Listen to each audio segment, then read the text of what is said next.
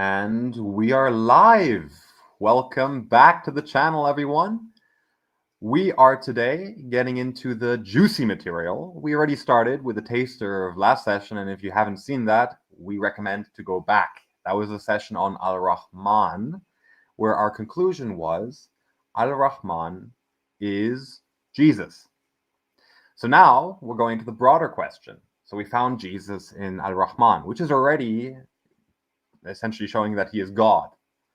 But we're going to go a step further. So we went on that taster episode looking at al-rahman, but today we're going to look at more generally, and it's not exhaustive, because this could go on for 10 hours if it was exhaustive. But we condensed some of the top highlights that we've found so far, and we're going to have a blast going through that material with all of you. So that brings us to the title of this presentation today, which is Allah is Jesus. Very provocative, done that way deliberately, but as you go along in this presentation, you'll realize more and more we're not pulling things out of our you-know-what. This is absolutely in the Quranic text. When you read it without the beer goggles of the standard Islamic narrative, you will be able to see very crystal clearly that Jesus, or Isa ibn Maryam, in the Quranic text is ascribed divinity.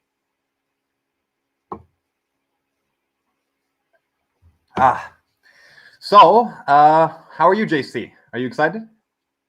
I am really well. I'm actually looking forward to this one. Now we have already gone through these first 6 live streams, and the last one was almost an introduction to this one because we only tackled one particular name. We zeroed in on al-Rahman, like you said, and now we are expanding that horizon and going pretty much through the whole book and manuscripts and lots of very interesting stuff.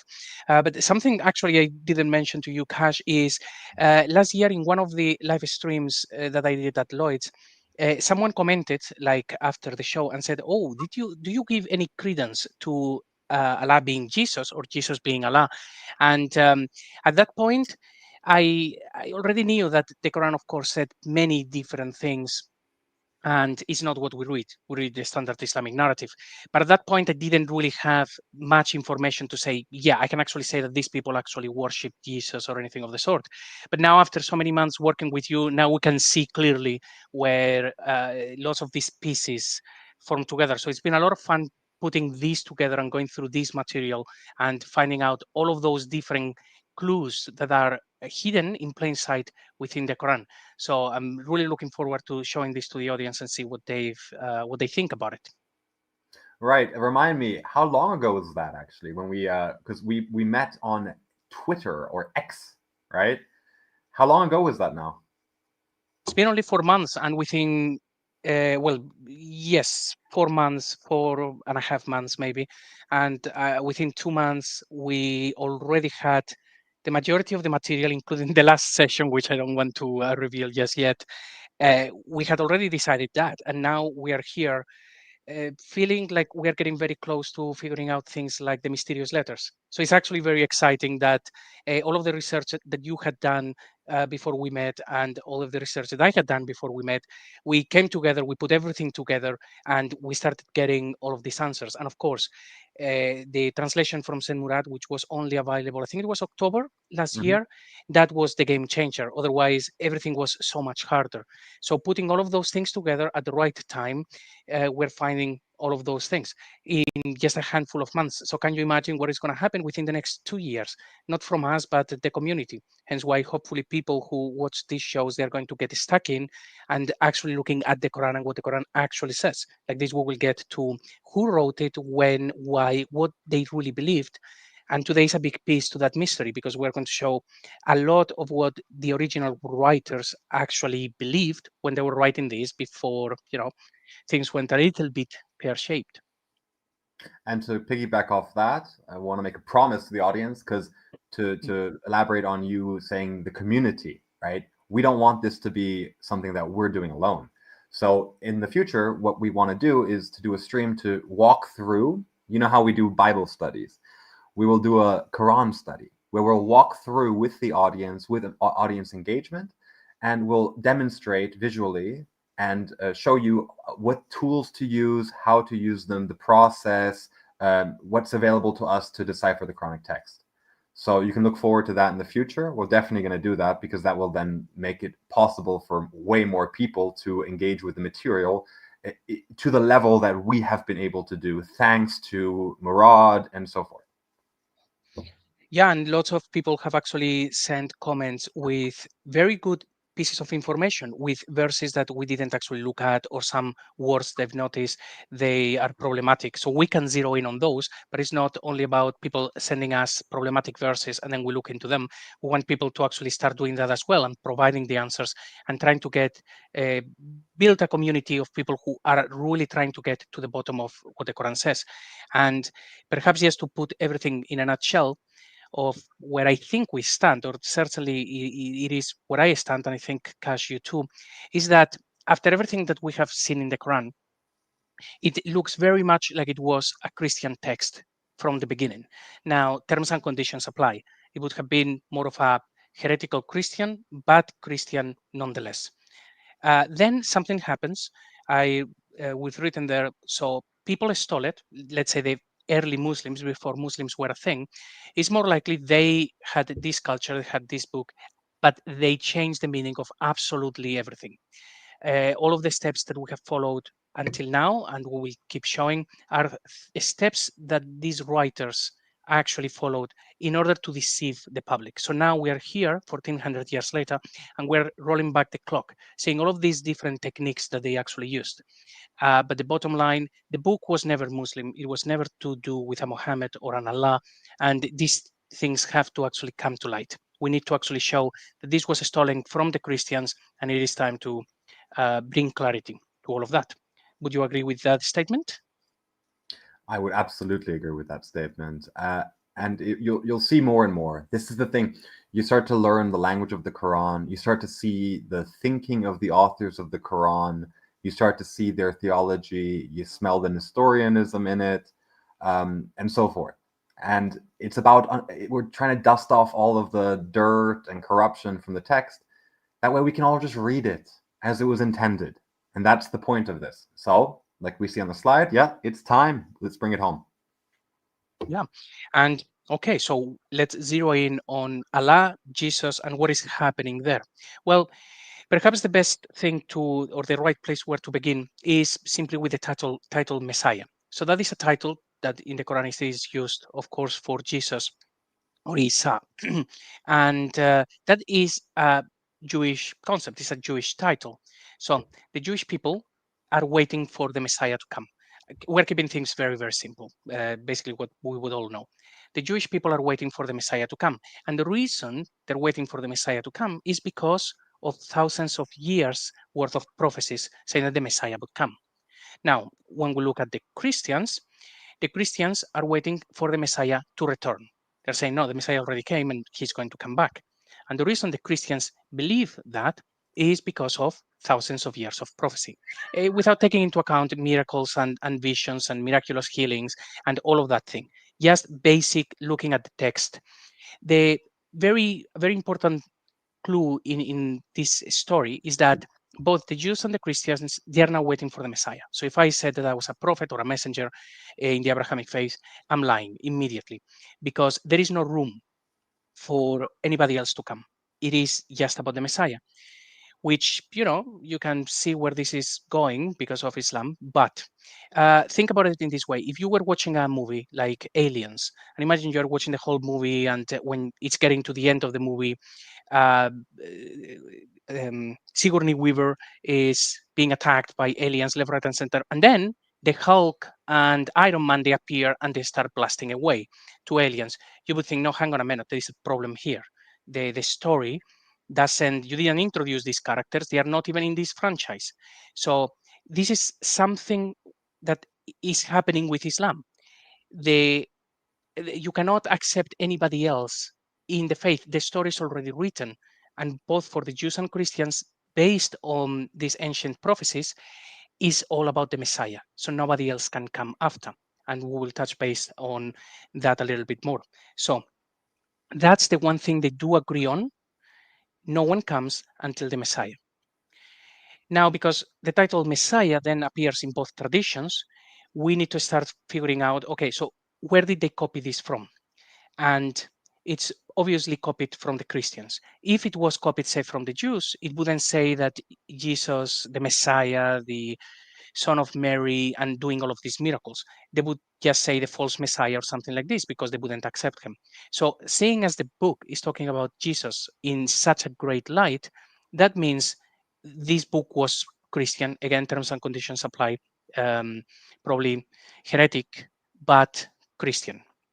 And that would be like the first place where to begin. And Cash, would Exactly. you have any comments about And the Messiah title? right, and even the early contemporary sources we have of what they say is the Muhammad, right? But I will advise our audience, have a look yourself at the early sources, whether his name was actually MHMD or MHMT. It's something worth looking into. But the point being is that even in these early sources, this figure, this MHMT or MHMD, right? This figure was preaching the coming of Messiah. So everyone seems to be on the same page, even the let's say the seed of what eventually became Islam. Even that historical individual was preaching the coming of Messiah. Everyone's on the same page, like you're saying. We're watching Alien. Why is Marvel here? It doesn't work. Yeah, and that points towards the whole Sunnah and Sira being created just to shoehorn someone on a story where he doesn't belong. So Marvel into aliens. And also, of course, as well, another point of interest is so the Christians and the Jews, they have exactly the same scriptures, or rather the Old Testament. The Christians, they have the scriptures from the Jews, they haven't changed anything. And of course, they would disagree, but they would disagree on the interpretation, on saying, no, this thing here, it means this thing. But they don't disagree on what is written. That's actually what it is. But then when we get to Islam, we have this other book, which is the one we are exploring now in detail, saying that confirms everything from before it and all of these different things, which they're obviously not true. They should have built basically, you had the Old Testament, then the New Testament, then they should have built a Newest Testament. And it is done on the back of everything else. But instead of that, it looks like it appears out of nowhere. It says things that don't make any sense with the canon. It's outside of the story. But when Kash and I were actually digging into these verses, they start to make sense. We start to see where they came from, who wrote it, and why. And but for now, at this very early point in the presentation, is the title Messiah is Christian, the Christian view. So it would have been taken from those people. Right. And even today, you ask any Muslim you want, what is Messiah? What does it mean to be Messiah? You'll get a blank stare in return. Ibn Kathir said it was because he healed people, and then everyone has a different answer, right? So just forget about standard Islamic narrative, forget about Islam, forget about Muslims, forget about imams, forget about all of that stuff, okay? That all comes later. So we're focusing on the book now. And so the question then becomes, okay, Jesus is Messiah. So what exactly do we have in terms of Christology in the text? Who is Jesus? What is his nature? What is the nature of Messiah, Christ, or Christology? Is he a prophet? Is he God? Is he both? And that's the question we're going to explore today. We're going to be doing a level of recap. There are lots of things that we have explained before, and like this, we don't have to go through the whole thing again. But just to show, for example, a few things we have shown in previous videos on live streams, show very clearly that the Quran says things. Of course, it tells stories, but the stories that we read, they are not the stories in the Quran. We're reading the standard Islamic narrative. So we have, for example, this video on the channel that we show that the night journey just doesn't happen. This is a very well-known either apologetics arguments now. I've heard it from David Wood, Odon LaFontaine, Christian Prince, and I'm sure that there are lots of others saying that. So the night journey never happened. If you haven't watched it, make sure that you actually watch that. It becomes very, very obvious. They shoehorn the standard Islamic narrative on top of it. So the book says things, but what we read is something different. And Kash and I were trying to peel away those layers to understand what a story actually was originally written there before they told us a different story, and our brain replaces that. So the night journey is a very basic one on that. Another one is Sharia. If you go through the verses that talk about Sharia, you will see it's not talking about Islam or the Quran or anything of the sort. It's talking about the Jews and the Christians having disagreements, and as a result, people were put on the ordained way, which is because of the coming of Jesus. Sharia meaning Christianity. We also spoke about the Islamic dilemma, a very, very good topic that everybody really absolutely loves. But we took the approach of the Islamic dilemma is not in the Quran, it's in the standard Islamic narrative. The Quran keeps saying that something was sent down, confirming that which was before it. But every time it means Jesus or the Injil confirming the Torah. At no point it means the Quran confirming the Torah and the Injil, because it doesn't. So the Quran says things, but the story behind it, the story in the Quran is something that we're trying to figure out. What we read, the standard Islamic narrative, is different. Muhammad mistranslations is another obvious one. It's not talking about Muhammad. We're going to see some of those again today in a bit, but Muhammad is just not in the book. Another one, which I really like this one. It was such an old video that is only 2 minutes long. So if you haven't watched it, make sure you watch it later. Surah 97 is all about the birth of Jesus. Has nothing to do with the revelation in the cave of Hira, as we are always told. Absolutely nothing to do with it. And the Ezra argument. So even to this day, everybody looks at the verse that says the Jews say Ezra is the son of God, the son of Allah, I think they put it. And everybody goes, oh, well, these people didn't know what they were writing, or maybe it's just trying to put the Christians and the Jews together in one group. It's like, no, actually, that statement was there. It was factual. It made sense. They simply disguised the meaning, and now it means something completely nonsensical. But when it was written, it made a lot of sense. So we see the book is full of stories. Those stories are not what we are reading, but we want to make sure that you watching this at home, you really take the Quran very critically. Like the stories that we've been told are in the Quran, are most of them not there. The stories are very different, and we've shown plenty of examples before. And to further put this point home, just think about it like this, right? Only recently in the apologetic sphere has this understanding become common and popular that the night journey is not about Momo. It is either, and we can argue about, it's either about Abraham or about Moses, right? Because we have two traditions that could match it, but there is no Momo. So think about it like this, right? So only recently, oh, okay, everyone's starting to accept, okay, the night journey is not about Muhammad, okay, cool. Now extrapolate that. Only recently has this understanding become common. Now, look at the implication of it. Okay, so Muhammad is not in the night journey, okay, but surely Muhammad is everywhere else, Badr, this, that. Well, what if not? Right, and that's the thesis we have. There is no Muhammad in the Quran. MHMD occurs 4 times. It's a title for Messiah as being the desired one, or the coveted one, or the praised one, if we take the MHMD meaning from the Arabic, right? Which we know it's not originally an Arabic text, it's an Aramaic text, hence we should go with the Aramaic meaning of the root, which is covet/desire, or take delight in, right? So we know there is no Muhammad in the text. So follow the dominoes. What is the implication of this? And follow that forth.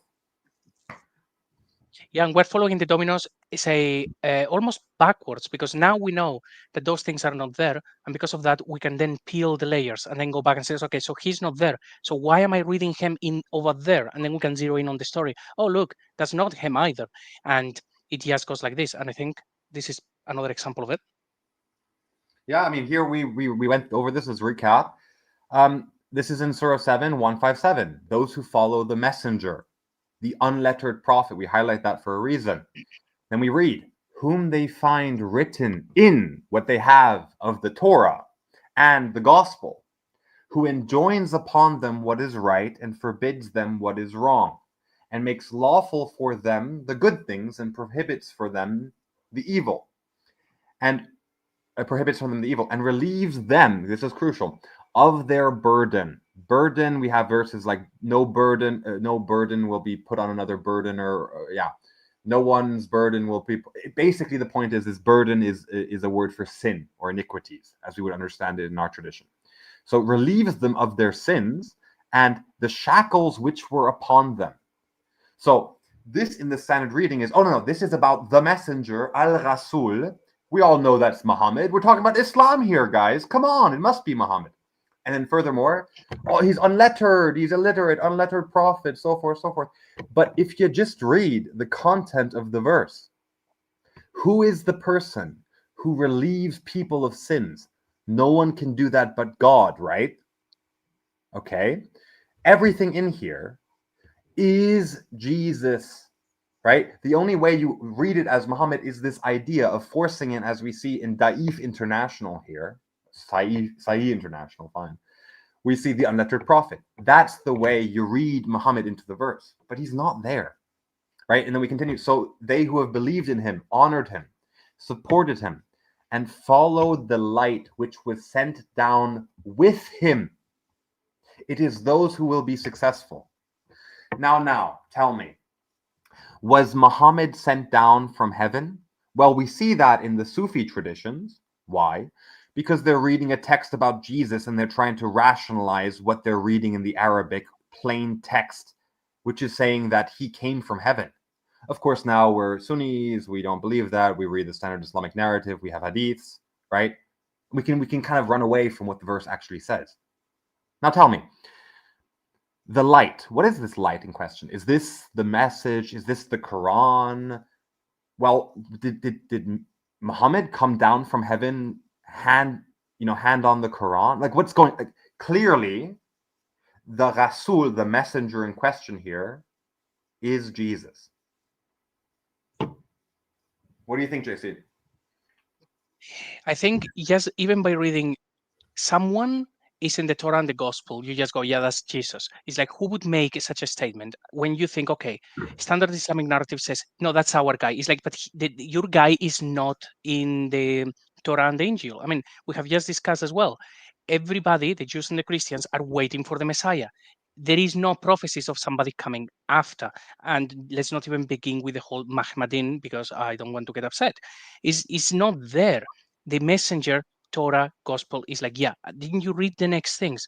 Is really a very clearly description of Jesus. And the light, well, even if we stick within the Quran, because there is a problem with what did they really think about Jesus? It seems like they think that he was Rasulullah, he was Ruh, and he was a spirit. So maybe these people believe that Jesus is the messenger, and then he has the Ruh, the spirit with him, or maybe it just means the word, that the messenger is like his physical form, and then what he has inside, instead of having a soul, is the word. But in any case, if you try to put this together with the standard Islamic narrative, they have done an incredibly poor job. But you see how everything began, because they have this verse and they have to shoehorn their guy. So lo and behold, now their messenger is unlettered. And he's like, but according to your own traditions, he was a merchant. He could not be unlettered.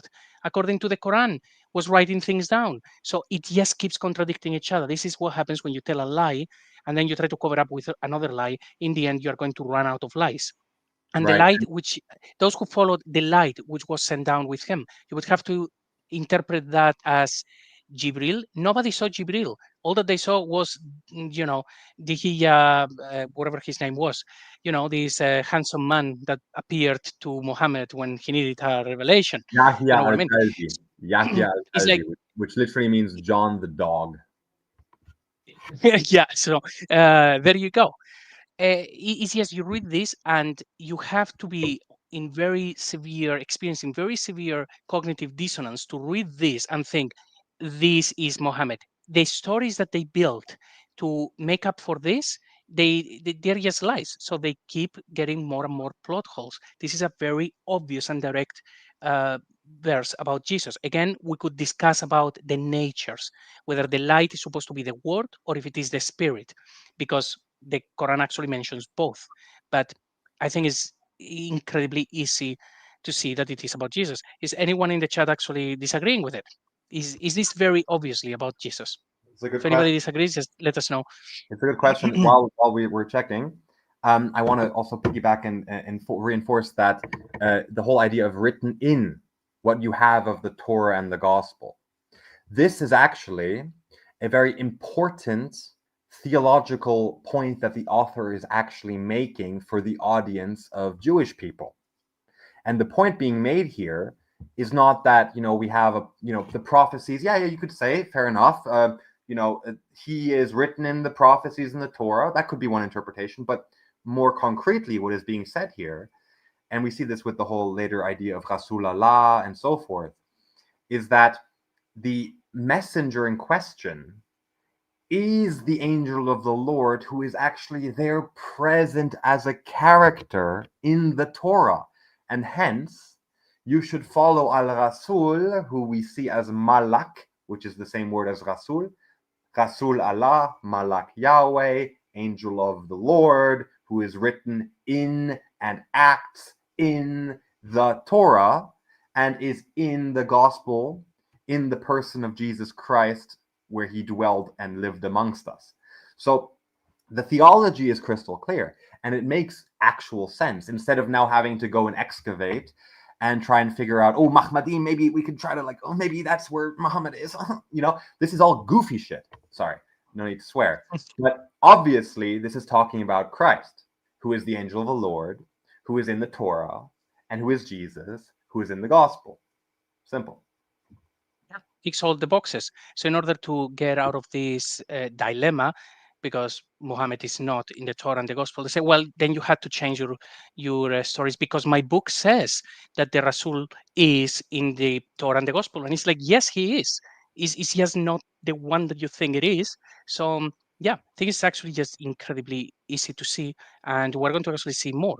This one is just a recap. We had discussed it before as well with more examples, but as we go through, we've seen this before as well. So Muhammad himself, he only appears 4 times in the Quran.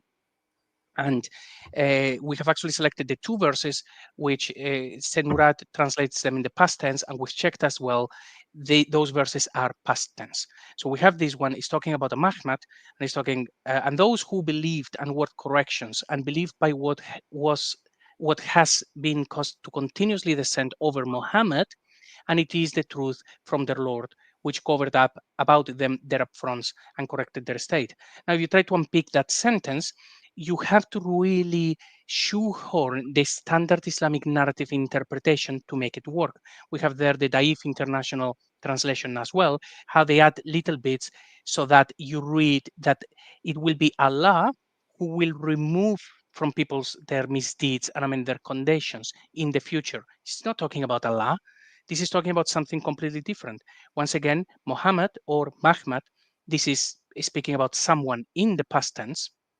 And when we zero in on that very specific part of the sentence in the Arabic, it happens to translate as he is the truth.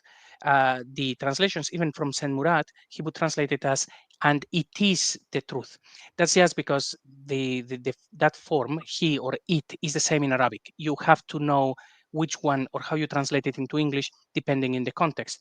So when Murad is translating this, most likely he's saying, well, and he is the truth from the Lord. No, that doesn't make any sense because this is talking about that which was caused to descend, which is it is an kind of like an object or rather not a person. But once you realize that how they are playing with all of these words, the probable likely meaning of this verse when it was first written was, and those who believed, past tense, and worked, corrections, past tense, and believed by what was caused to continuously descend over the Mahmad, that is most likely then talking about something descending, again, the light, just like we had said before, for these people, the spirit. And he, the last noun that appears there would have been over the Mahmad, comma. And he, Mahmad, is the truth from their Lord, which Right. covered up about them, their upfronts, covered up about those who believed, their upfronts, and corrected their state. You realize this is all about Christology. People who believed in Jesus, they got forgiveness in the past tense, right? Yes. And furthermore, we just saw a verse where the last sentence here is echoed, right? first, yeah, he is the truth. Yes, you're right about the duality of it, he. And also from their Lord, which covered up about them their affronts. That reminds me of he who relieves their burdens. And then, and corrected their state. That reminds me of release the shackles from them, correcting their state. It's echoing the same thematic. And so yeah, the very clear thing here, let's not, keep banging on these recap verses. We've got so much content to get into, right? But the main thing here to notice is just the pure deception by the standard translators, right? The first thing is the past tense. And the other thing is this whole idea of forcing the Quran into the verse. Because the it in question, in the sin, is meant to be the Quran, and hence an object / revelation, and hence it rather than he, and hence he is not Muhammad, but rather something else. And then once you realize that he is referring to Muhammad, then you realize why they had to change it or mess with it, because it says truth from their Lord, right? So if Muhammad is from their Lord, he is of the nature of the Lord, and he came down from on high, right? From their Lord. So I think it's pretty clear. Yeah, I actually had shown this comment here from John. So atonement is a very fun word. With Cash is working quite a bit on that because there is more to that story. So I thought that Cash would actually like this. I'll elaborate very briefly on that. What you mean here is this idea of cover, right? Kafir. This word means cover. That's exactly right, but it means more, because the idea is that in the Old Testament you would cover up your sins in the blood of the sacrifices, which is also how we see our relationship with Christ, as he is the ultimate sacrifice, which ultimately covers up our affronts and corrects our state. So the usage of the word kafir, or KFR, the root in question in many various forms, is used dually in the Quranic text. You have cover as in a negative sense, as those who cover revelation, who cover the truth in their hearts, and that's sort of the standard Islamic narrative, hammers that home.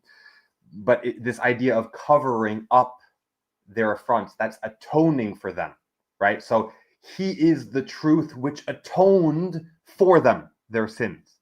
So yeah, John, perfect. Totally agree. So we're now at 3340. Let's get through this really quickly. MHMD, Muhammad, was not a father of any of your men. We see this as a thematic of no paternity, no paternity.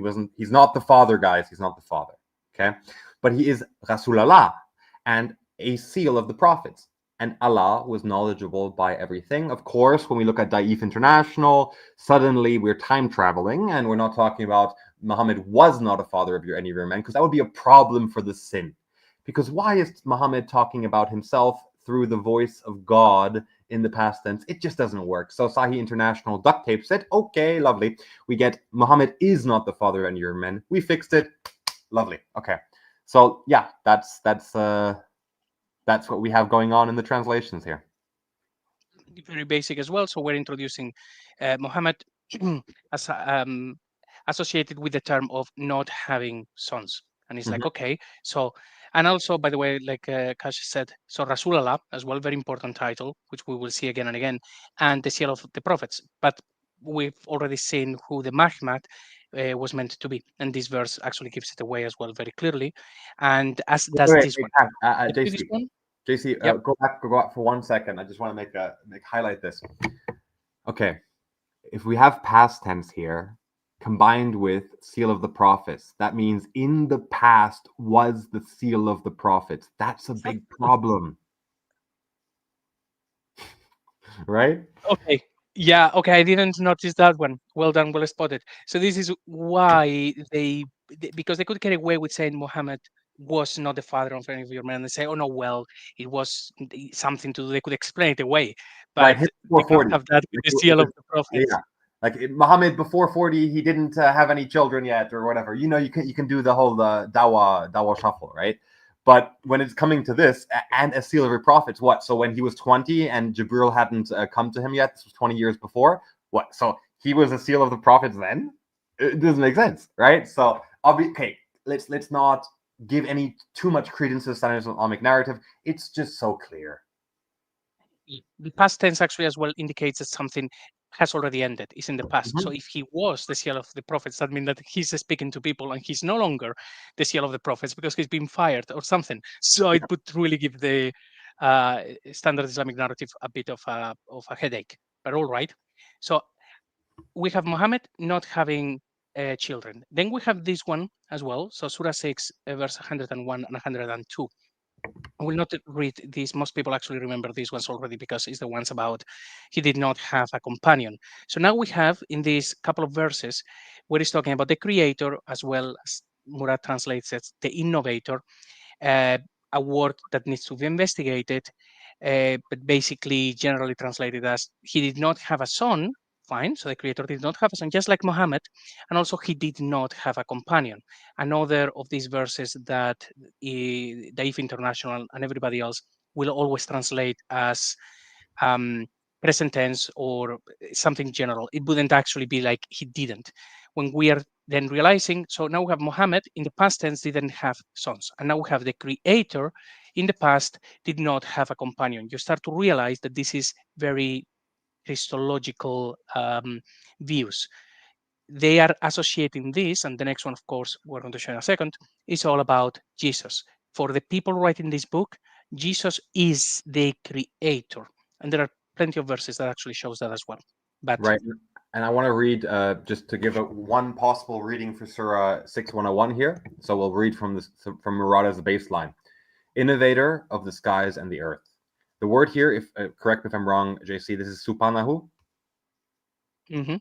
Right. So glory to him, or his glory is for him a birthed one. The thing is, the standard Islamic narrative says, no, we define subhanahu as exaltation above association, right? So they affirm this definition and say, oh, okay, hence it's meant to be read as innovator of the skies and the earth. His exaltation, or exalted is he from having a birthed one. But just read it. Innovator of the skies and the earth, glory to him, or his glory is for him a birthed one. And then we continue. So he is referring to what? Is it the most proximal noun? If so, it's referring to birthed one. So, for him, a birthed one. And he, the birthed one, did not have a female companion. I agree. Jesus did not have a wife, even though Billy Carlson says he may have. And he created everything, and he is by everything knowledgeable. Here we see a distinction, right? We see in other verses, we see creator of the skies and the earth, but here, and this bears further investigation, I'm just sort of like, riffing a little bit here. I don't know exactly the distinction between innovator and creator. My suspicion and intuition here is that innovator and creator of the skies and the earth are distinguished in terms of economia, that the Father innovates, the Son creates. So the innovator of the skies and the earth is the Father. Glorified is he. His glory is for him a birthed one. And he, the birthed one, did not have a female companion. Agreed. And he, the birthed one, created everything. And he is over everything knowledgeable. The knower of the unseen. Christ knows everything. He is the Logos. He is the rational element. He knows the Father perfectly. He knows everything. Sorry. It's crystal clear. So let's continue reading then. Those is Allah. Those is Allah, your Lord. No deity except he, the creator of everything. Now so we're back to creator. So now we're talking about the birthed one who created everything. Right? The Father created everything through the Son, and for the Son is everything created for him. Right? So serve him, and he is over everything a representative. So I think once you read it properly, whoa, this text isn't gibberish. It's actually kind of cool. Yeah, and so far, so we have to unpick so many titles, and actually, even the Quran acknowledges. We will see this in a verse later when titles was a very big thing, and now we have actually two for Jesus, nothing to do with Allah. One is Muhammad, so that's Jesus, Then the other one is the creator, and it appears more in other verses as well. So the creator, and then we have al-rahman, as we discussed in a previous show as well, where there is this insistence of not having a birth one. That appears quite a bit, that title in Surah 19, which is Surah Miriam, and in 3 instances it says that. And anyway, we did the whole show on that one. It's all about Jesus, and now we have Muhammad and the Creator and Ar-Rahman, all three being told very clearly by the book, by the authors, that he did not have descendants. And once we have unpicked as well that, well, Muhammad happens to be Jesus, because he's the one that in the past removed people's sins and so on. And also the session that we've done about Ar-Rahman. So now we have two of them being Jesus, and the Creator now is Jesus. So we're starting to get an idea of what the authors of the Quran actually believed. Of course, there were many changes done later, and there is huge levels of confusion. But when we zero in one problem at a time, we get to see some very, very cool stuff. Yeah, the author of the And Quran and your local imam do not believe the same things. yes, exactly. In fact, the authors of the Quran would probably be, well, this is Christian.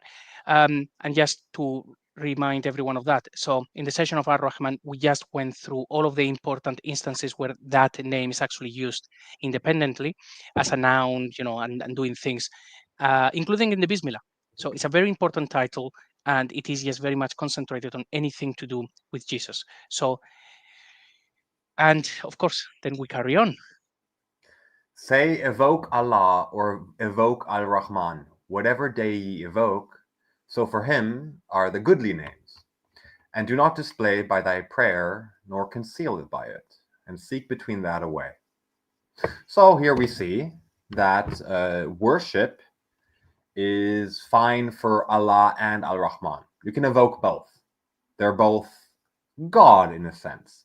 The sin says, yeah, they're both God because it's just like, Bill and William. They're just the same name for the same person. Trust. They're both talking about the monad God. Well, what we see here is actually a distinction between Allah and Al-Rahman. They are separate, but both worthy of worship. That is what you can take away from this verse. Yeah, they're making that distinction. And the way I read this after all this work that we've done would be like, well, evoked by God or by Jesus is like fine. It's like is the same. It's almost making a distinction, but it is fine. But then whatever they ye evoke, so for him are the goodly names. And it's like, oh, for him, sorry, for him who? Ar-Rahman or Allah? And then you realize they're making a distinction between the two as two different names when they're in fact two different personas, but it's a him, it's a one person. So it's the equivalent of saying three personas, one God, the Trinity. And this thing happens actually a lot. And we haven't discussed the spirit almost at all, but we will in the future. So yes, there is a lot of Trinity in there. But yeah, for him in singular are the goodly names. So Ar-Rahman and Allah are the same. And we also know who Ar-Rahman is. So we're joining the dots. Yep, indeed. And here we see a very interesting thing, which is that in Surah 4, Ayah 1, and we all sort of like, especially myself, when I started getting into the material, I'm like, wow, all of this is so Christian. But Surah 4 and Surah 9, I don't know about those ones because I know all of the icky verses and stuff, but leave that aside. Don't have too much prejudice because you're still reading the sin, okay? So relax for a second, right? It's going to take some time, but we'll get there, right? But Surah 4, Ayah 1, we see something very interesting. We see, O mankind, be dutiful to your Lord. Okay, blah, blah, blah, blah, blah, blah, blah, blah. Okay, and fear Allah. Interesting. So we should be dutiful to our Lord and fear Allah. Are they the same? Not by context. What do you think, JC?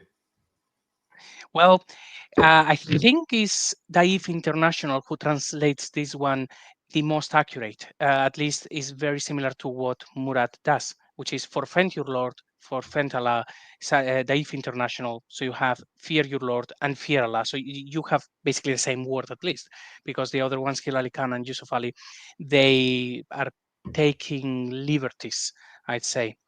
But yeah, the same verse with two different things. And actually, as well, it's curious. It says, "Forfend your Lord, who has created you." So it's saying your Lord is the one that created you, and you need to fear Him. And also, fear Allah, fear God. So it's just like you would say in Christianity, if you were going down this path and saying, well, fear Jesus, He's the one who created you, and fear God, like the Trinity, because maybe the Holy Spirit will do something back to you or abandon you or something. So it's just weird, just like we've seen with the evoke Allah or evoke al-Rahman, that they are making a distinction within the same verse, word for word, using exactly the same words, making a distinction between your Lord who creates, who created you, and also the same thing for Allah. I mean, think about this about work. Say that your boss, his name is Bob, and I said, okay, fear Bob and fear your boss. You would know that he's talking about two different people Yeah. because I have just separated them, right? Otherwise, it wouldn't make sense. So here you have fear your Lord, fear Allah in the same verse. Yeah, it's talking about two different personas or persona like. Basically, they would have different definitions. Your Lord and Allah, in this context, they wouldn't be exactly the same persona. One of them is the one who creates. So, what would be in this case Allah? Perhaps the Trinity as a whole or the Father. Right, and so here, what I just want to point out the butchering in the translations, right? The duct taping, right? This is not accidental what they're doing. Have a look at Yusuf Ali, right? So we have, okay, well, first we'll look at Hilali Khan. What Hilali Khan does is he uses two different words. He says, "Be dutiful to your Lord," and I don't see it right now. I'm guessing it's fear Allah, right? It's just covered right now by the Murad, but that's fine, right? So Hilali Khan, his tool of the trade is, yeah, right. So we see, "Be dutiful to your Lord," even though it's the same word, right? It's the same word, which is my Murad translates it with the actual congruence as the same word. It's the same word. So be dutiful to your Lord and fear Allah. The point of his usage of different words here is that it changes the context. As is like, your Lord and Allah are the same, bro. Trust. The reason why we have this structure of X and Y is that X and Y are dealing with different aspects of your relationship to the monad Allah God. You should be dutiful to him and you should fear him. So that's the tool that Hilali and Khan uses. Sahih International, he, like you said, is the most faithful. But if we look at Yusuf Ali, he uses a different trick. The trick he uses the same word, reverence, revere, reverence.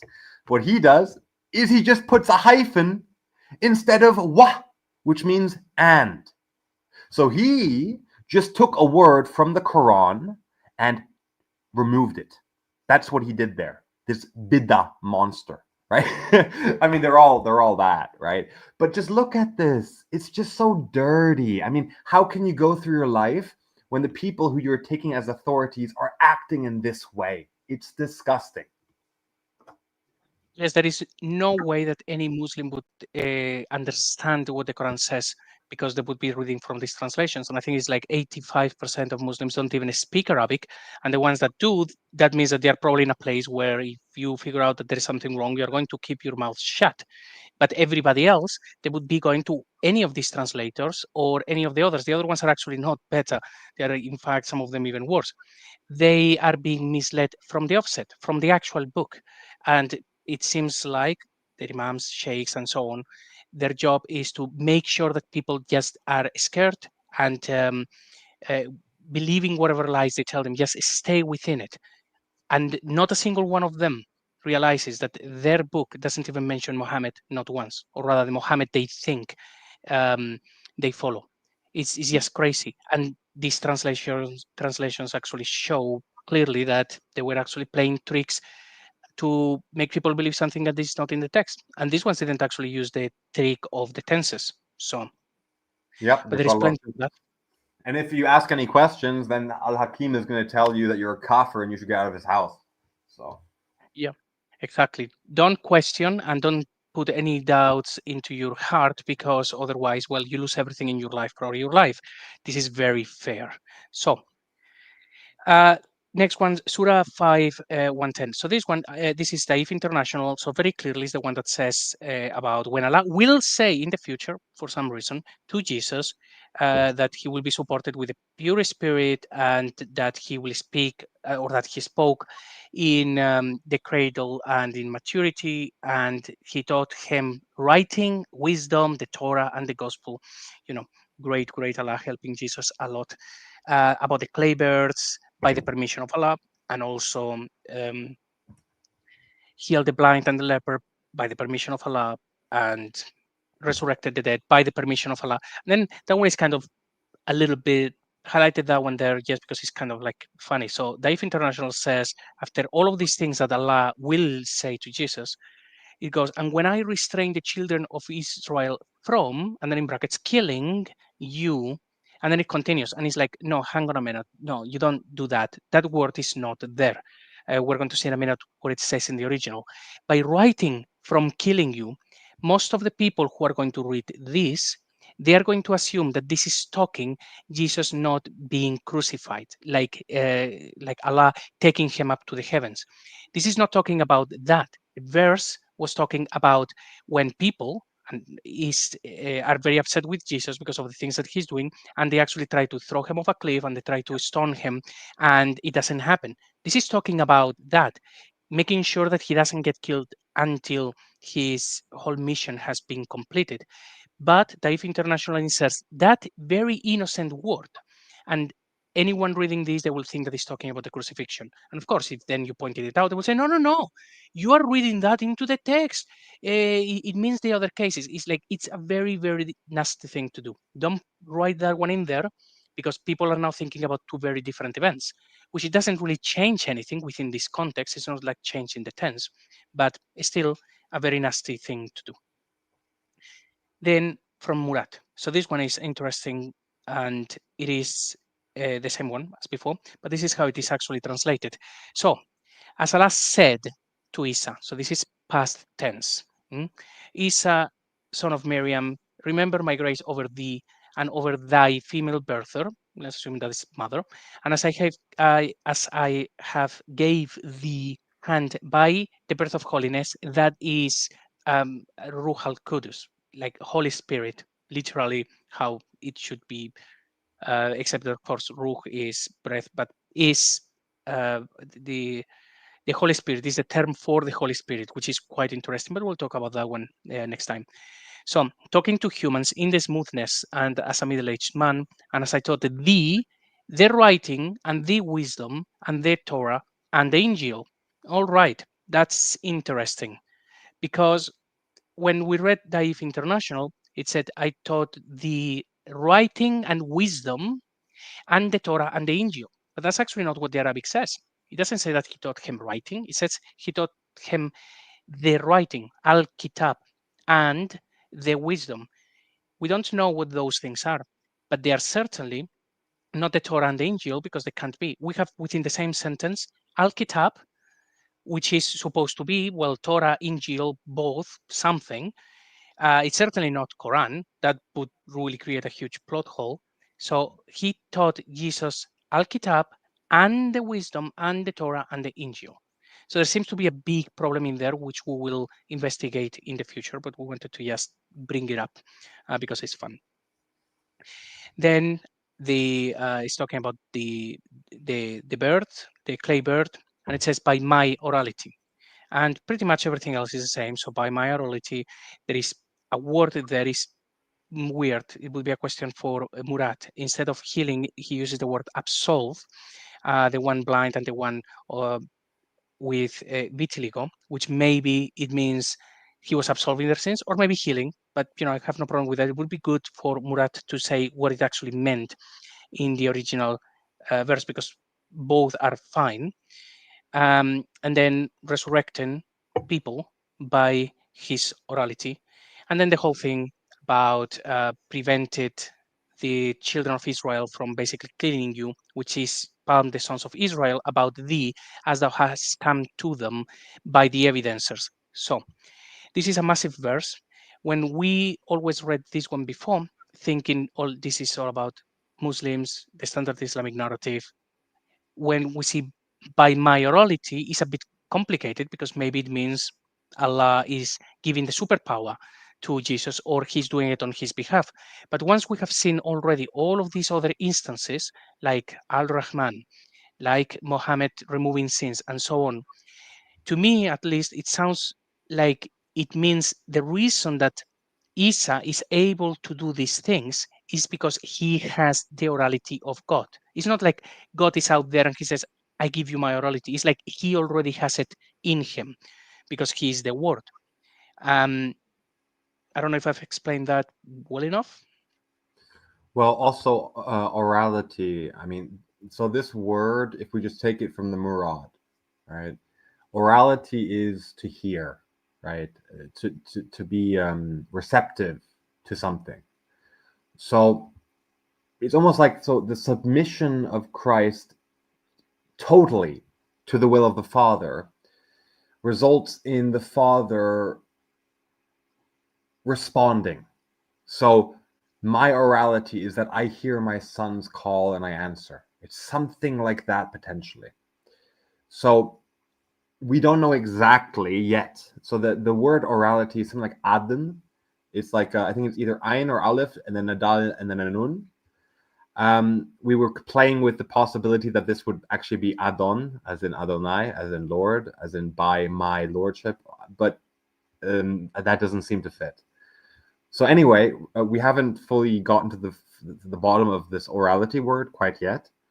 But that said, the idea of it meaning permission, that's sin. That's standard Islamic narrative. That's made up. That's read into the text. It's not there. So that's the crucial point to note here. Well, there was another verse, actually, we didn't include it, that it says something very similar, where it's listing all of these attributes of Jesus and saying, by my orality, again and again. And then there was one particular thing which was not, and I think it was, what do you say it was, Cash? Yes, The it was knowing what is in knowing your the unseen? no, not that exact wording. It's knowing what ye hide in your houses. It's like that. So it's effectively the idea of knowing the unseen, right? You don't see what they hide in their house, but you know it anyway. So it's something about, I think it's something about the rational component, the logos itself within itself has the capacity for knowledge of everything, as what defines the logos is having perfect knowledge of God as being the one who knows God fully. So there's some kind of the I'm not saying I'm a Christian, I believe this, whatever, right? But the theology that's being presented by the authors of the Quran is something along these lines, where you have a distinction, and the tafsir authors also make note of this, but they're also doing their whole Momo shit. So there's this distinction that is being made between the capacity of the logos to know what ye hide in your houses outside of the adn, let's say murad translating as my orality, of God. So there's a distinction being made, and we don't have the answer quite yet. I have my theories, but I don't want to jump the gun on that. And it's certainly, I think there is a couple of places in the Quran that mentions something happening by the orality of God, a couple of times here and there, but something like this, where it is one character having all of these things. Of course, this is very unique to this character Isa, which these people seem to have different beliefs between what is Isa, what is Messiah, where one ends, the other one begins. But that is something we're still unpicking. We're just telling you there seem to have some problem with the natures of Jesus. But in here we have Isa, he has all of these things which nobody else has. So now we're in Surah 5, Ayah 16, where we read, Allah guides by it whoever follows his satisfaction ways of peace, and brings them out from the darkness onto the light by his orality, by his permission, okay, and guides them onto a straight path. Then we read in the next verse, verse 17, indeed those who said, surely Allah is the Masih, son of Maryam, have already covered. Say, who owns a thing from Allah if he willed to cause al-Masih, son of Maryam, and his mother and whoever is in the earth combinedly to perish, And for Allah is the kingdom of the skies and the earth and what is between them. He creates and He decides, and Allah is a determiner over everything. Couple things here. So we're not going to go into orality, so there's a connection there, obviously. There's something very key about this orality word. Furthermore, that follows his satisfaction ways of peace. How do you follow someone? You need their example. Interesting. I actually thought that his satisfaction ways of peace meant jihad. Oh, right. Sorry. Yeah. It's about killing the kafir. Yeah. Okay. Yeah. Okay. Putting that aside. In verse 17, this is the crucial thing, right? Because this is the one where they say, no, look at 5:17 clearly and overtly. It's saying that the Messiah is not divine at all. So there's a couple ways to approach this. One is there is a potentiality here of a distinguishment between the human and divine nature, but I don't think that's what's actually going on here, right? We were talking just previously about, with John mentioning it, how to cover is used dually, as both to cover and to atone. So what if we read this as atone, just as a test example? Let's try it. Indeed, those who said, surely Allah is the Messiah, son of Maryam, have already atoned. Wait, what? Whoa, what's going on here? Is it affirming that you should say that? Interesting. But to the point about the other part, we're highlighting who owns a thing. This is a question of inheritance, in the question of from God, like who owns something from God. If he willed to cause the Messiah, son of Maryam, and his mother, and whoever is in the skies and the earth to combinedly perish. The question is, if God decided that all the material universe would cease to exist, then who inherits or owns a thing from God? Well, it would be something immaterial. It would be the divine nature of Christ. And we see that in Surah Luqman, where it says that the one who basically inherits the whole universe is this unknown son of Luqman, needs further investigation, right? But that is the one who inherits. He is the one who inherits from the Father, from the King, the Prince, Christ. What do you think, JC?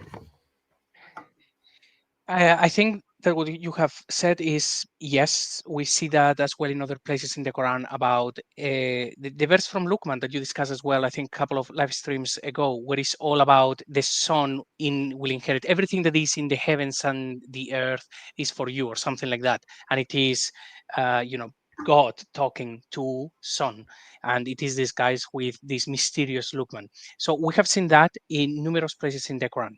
There is a difference between creating everything and then, but who inherits? It's almost like the word inherits everything, but then after the incarnation is when he inherits everything. But something I find very curious of these two verses looked at in one after another is that, okay, let's just see. It says Allah guides by it. I can't remember what is in the previous verse. Whoever follows his satisfaction ways of peace. Okay, so you are reading something about peace. That's the first thing. Doesn't really sound very much Islam. But also in the next verse, we're going to be talking, there is something to do with the Messiah and with the inheritance. So, all right, those who follow his ways of peace brings them out from the darkness onto light by his orality. Now, we have seen before that this thing by mayorality is very much attached to also Isa, just in the previous slide. So we have those verses all about Isa and the orality of God. And then we get here two verses, which in a minute they're going to be talking about the Messiah is going to talk about inheritance, and he's talking about bringing people out from the darkness onto the light. It just sounds very, very, very Christian. So just by looking at that, when we then read this possible meaning of the word coverer as taunt, is okay, that would just fit absolutely fine, and you would know why they would try to read in this word as something different. because then it would make a lot of sense. But all of this seems to be about the Messiah. Moving aside from that for a second, what I would say is it just feels odd to say those who say Allah is the Messiah, because you wouldn't even say in Christians wouldn't say God is the Messiah. There would be something weird about that. You wouldn't even say God is Jesus. Everybody would say Jesus is God, but we understand that God is kind of like the full form of it, and Jesus is the word of it. So when we read this, and you see, people were saying that the Messiah was God, and this verse clearly says that the Messiah is not God. But there is something just very wrong with this verse. When you just read it, you realize no Christian would say that. It just feels weird. Hmm? Right. And I was the reading just now. This is what's so interesting about this. The reading that I proposed with the covered and so forth, that was not something I actually thought of before the stream. So I was being very daring with that.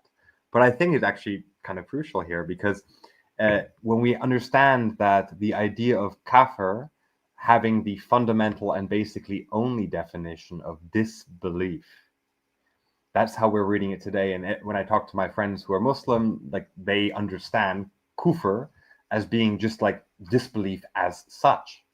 But when you understand that KFR, the root, is about covering, which has deep meanings of covering, which can be then hence used as covering the truth, but then you would define what's being covered, right? In this context, it's saying, indeed, those who say, surely Allah is Messiah, son of Maryam, to go against your take on this in some sense, right? Have already covered. What did they cover? It's not specifying, right? But I mean, okay, I'm not going to draw it too far home because I might just be totally wrong on this. But if you understand the dual usage, then you can very easily read it as saying, yes, you should say that actually. But let's leave that aside for now because there's so much complexity here. And the second part, I think, is what's sort of crucial here. It's this question of if Allah decided to make everything disappear, then who inherits? It's asking the question to the audience. Who owns something from Allah? And what's the answer? Well, it's the immaterial aspect of Isa ibn Maryam, which is the Word and the Spirit, in their conception, of course. You said that, of course, Muslims, when they hear the word kufar, is very bad. It has all of these really, really awful things attached to that word. But hey, they also think that Muhammad is in their book, so maybe we shouldn't listen too much about what they think and just show what their book actually says. I think that should help everybody. Yep. And one of the big ones, this one we discussed before, but we had to actually bring it back because all that we're trying to show is like, who is Jesus according to these writers? So is he divine or not? And we have this Surah 4, verse 171, the one that is saying that Isa is the Rasulullah and his word and a ruh from him. So believed by Allah and his messengers, indicating like, okay, so Allah, that has to mean God and his messengers. He's saying that the Rasulullah, the word and the spirit, are his messengers. But of course, the standard Islamic narrative just reinterpret all of that. What I found interesting, and for people who have watched the reading of John of Damascus accounts for the speaking about the heresy of the Ishmaelites, he actually was talking about this as well, saying, well, these people say that Jesus was just a man and a servant and so on. But we tell them, hey, if you are saying that he is God's word and also a spirit from him, that you have a problem, because if he is the word and the spirit, it has to be part of that from which it emanates. Otherwise, are you saying that God is without his word and without his spirit? So I found it funny that 1300 years ago, Saint John of Damascus already like made it very clear. If you are saying that Isa is the word of God, he's divine, game over. It's really that simple. And now there have been 1300 years of Dawah to try to um, say, give a different interpretation of what this means. It's like, no, the word of God, of course, is divine, and the spirit from God is divine. That's it. It's supposed to be a very, very simple thing, which unfortunately it has been twisted quite a bit. Totally agree. So are we done with the recap? Is it time? We're 1 hour and 10 minutes in. Can we get to the juicy Uh, stuff? well, this one is probably a little bit juicy, and I think you really like this one, and you explain it so much better than I do. So, if you want to actually explain this little verse. Oh right, it skipped my mind. Yes, that's what we're looking at here with 4171. So yeah, we're putting aside the whole supanahu from having a birthed one. That's, you know, we looked at that briefly earlier with whole like glory to him from having a birthed one. But here what we read is very interesting, and I'm glad you slowed me down here from skipping forward.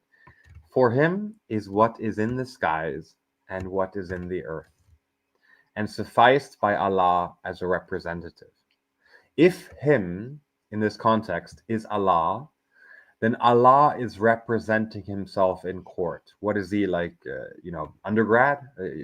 What's going on here? Whatever, right? So there's something off. Him in this context cannot be quote unquote Allah.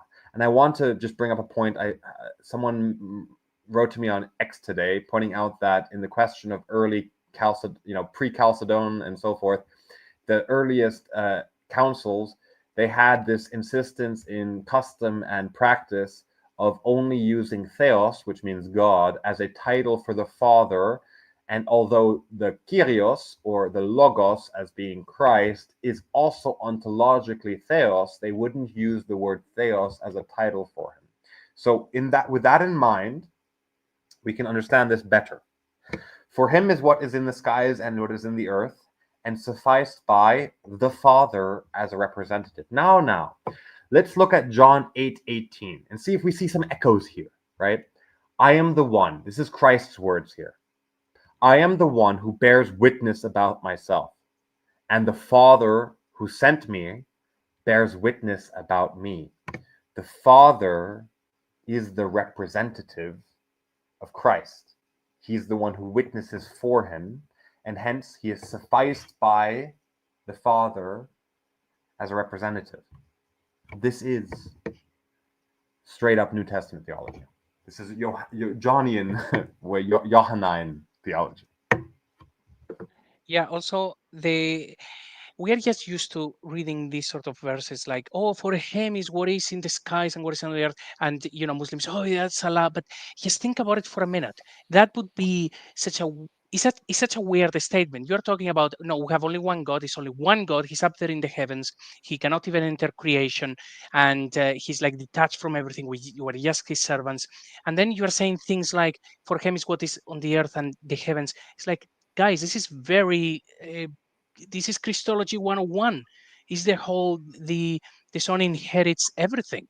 It's like very, very clear. So in this verse, I would say actually that it is mainly or possibly talking about Isa being the representative for God, because he is worth the two witness accounts, the two witness testimony, his and the Father, both, which of course it has to then be disguised.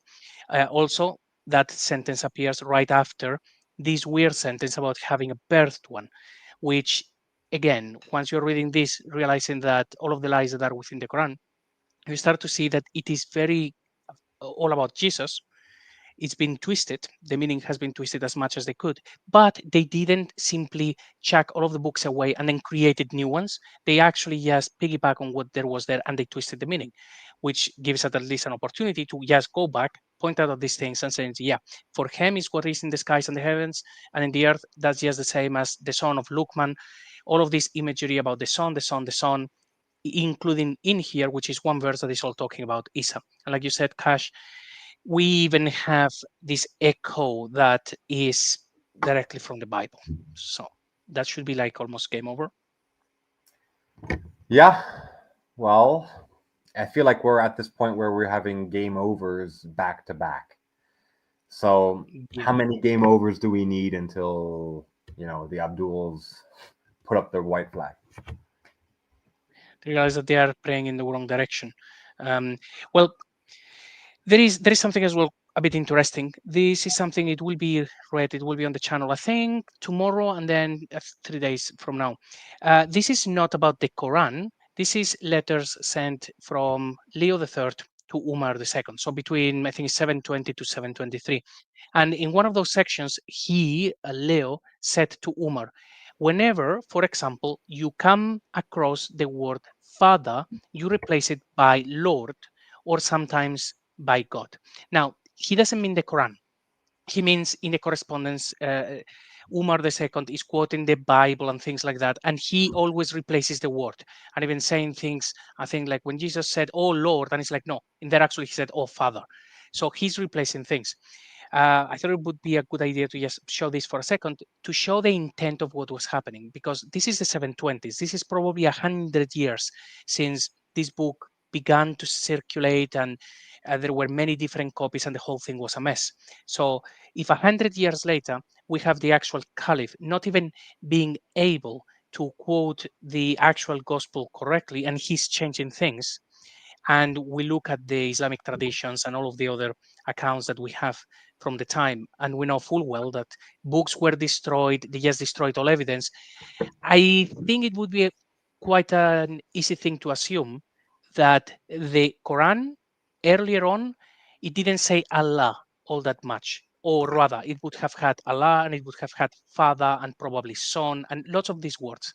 And they were actually removed before everything got canonized, and then they destroyed everything.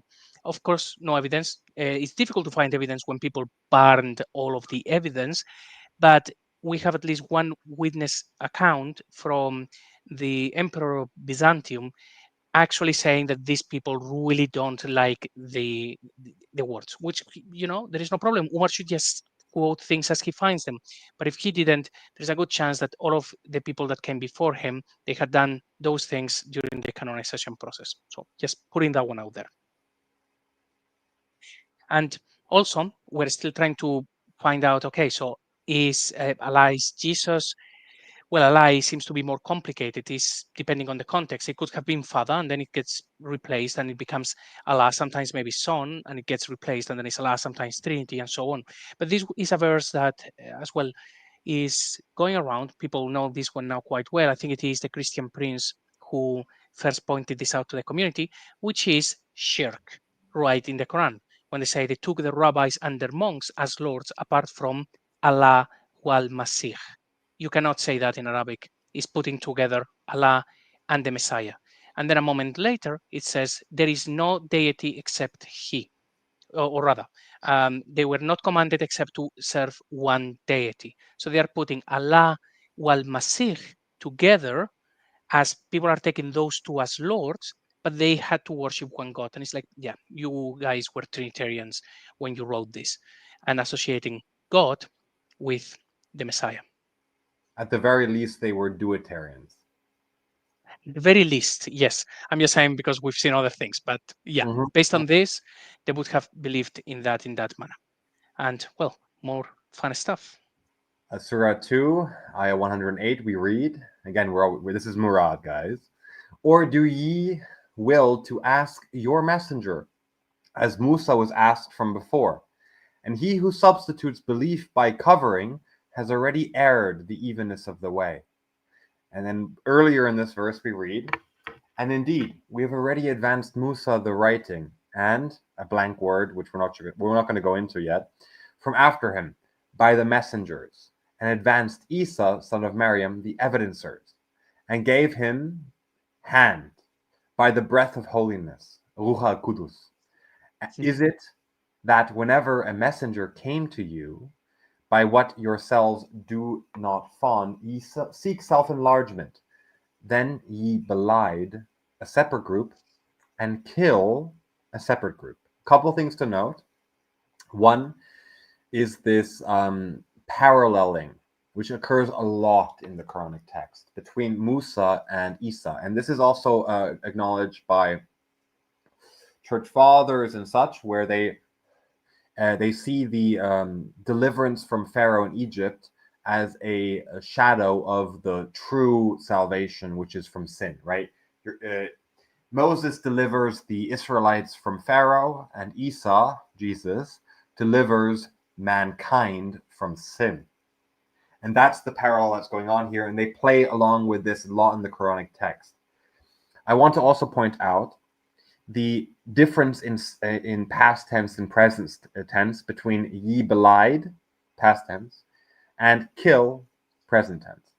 So there's something going on here where there's a difference of tenses. And the word that we're highlighting here, so this is murad. So this is the best we can get, kind of, in terms of like standard translations from the Hafs as it appears. We see a separate group. The thing about that, though, is of course murad is relying on early dictionaries, Kitab al-Ain, and so forth. And I've looked only very briefly. I'm no expert in Kitab al-Ain, but so we see early renditions of these words. And we're going to go into an example of that in just a moment. But we have in the Arabic, and I'm sure many people watching don't read Arabic, and I don't much myself, but I can decipher it for you here. The word for a separate group starts with the F character, FR. So this is essentially the same root as Furqan. So we see FRY, so Furik, and then that the Q there is the Q. So this is the same root as Furqan, and we talked about Furqan in an earlier video, and I recommend to watch it, because we also see the paralleling of the micro and macro deliverance in there with Musa and Isa. But this word is very interesting because, as we discussed, Furqan is salvation.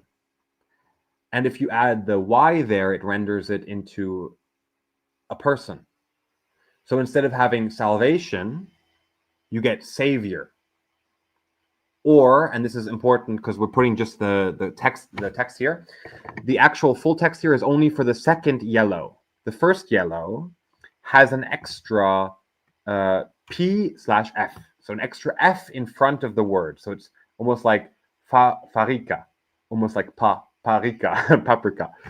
That's not what it actually means, guys. They're not lying about paprika. Okay, that's a joke. But there is further investigation that needs to be done to deducing why is it that one of these separate groups is straight up savior, and we're going to see that in a second, where it says and kill, and then the word there is actually the savior, right? Because the aleph at the end is actually the definite article. It hasn't been rendered. It should have been removed, and then you should have gotten the aleph and the lam in front of the word, and hence what you would have gotten is al-Fariq. And if we look then at the Peshitta attestations of this word and the Syriac tradition, Parika is the savior. But before we go fully into that, JC, do you have any other thoughts? Well, with the first one, the verse 108, I always found it very funny because it says, "So do ye will to ask your messenger as Musa was asked before?" And if you check the tafsirs and stuff, it says, "Yeah, that's Muhammad. That's Muhammad. So do you want to ask Muhammad like Moses was before?" It's like, but you have just skipped Jesus. Like this, if it was about Muhammad, it would say, are you going to ask your messenger like Jesus was asked before?" So they have to go through all of this dancing. No, no, no, because Jesus, well, he was not asked. He was just killed or denied or something. And he's like, no, guys, this is just talking about, these are people going out there preaching, well, about the Messiah. That's actually what they are doing, the guys who actually wrote this book. And they are telling people, are you going to question your messenger as Moses was before? It's not even the guy saying the words. He's not the messenger. They're actually just talking about Jesus and his mission and so on. So I find it very, very clear that you shouldn't skip through Jesus in there. And if you look at the verses before and after, they're very clearly talking about Jesus. But again, you read these things, you've been programmed to read Mohammed everywhere when he's not there. And that's what we're doing. We're removing Mohammed from the book and reading what the book says. And with the second verse, 87, uh, for the longest time, I read that verse as Moses, Jesus denied and killed, because it's the same verse and you have them in that order: Moses, Jesus, and then denied or belied and killed. And I was very happy with that interpretation, talking in that manner. But of course, now when Gash and I have been looking at this into more detail, and Gash saying, "Oh, hang on a minute, that there's a problem there, and we have the problem with the tense."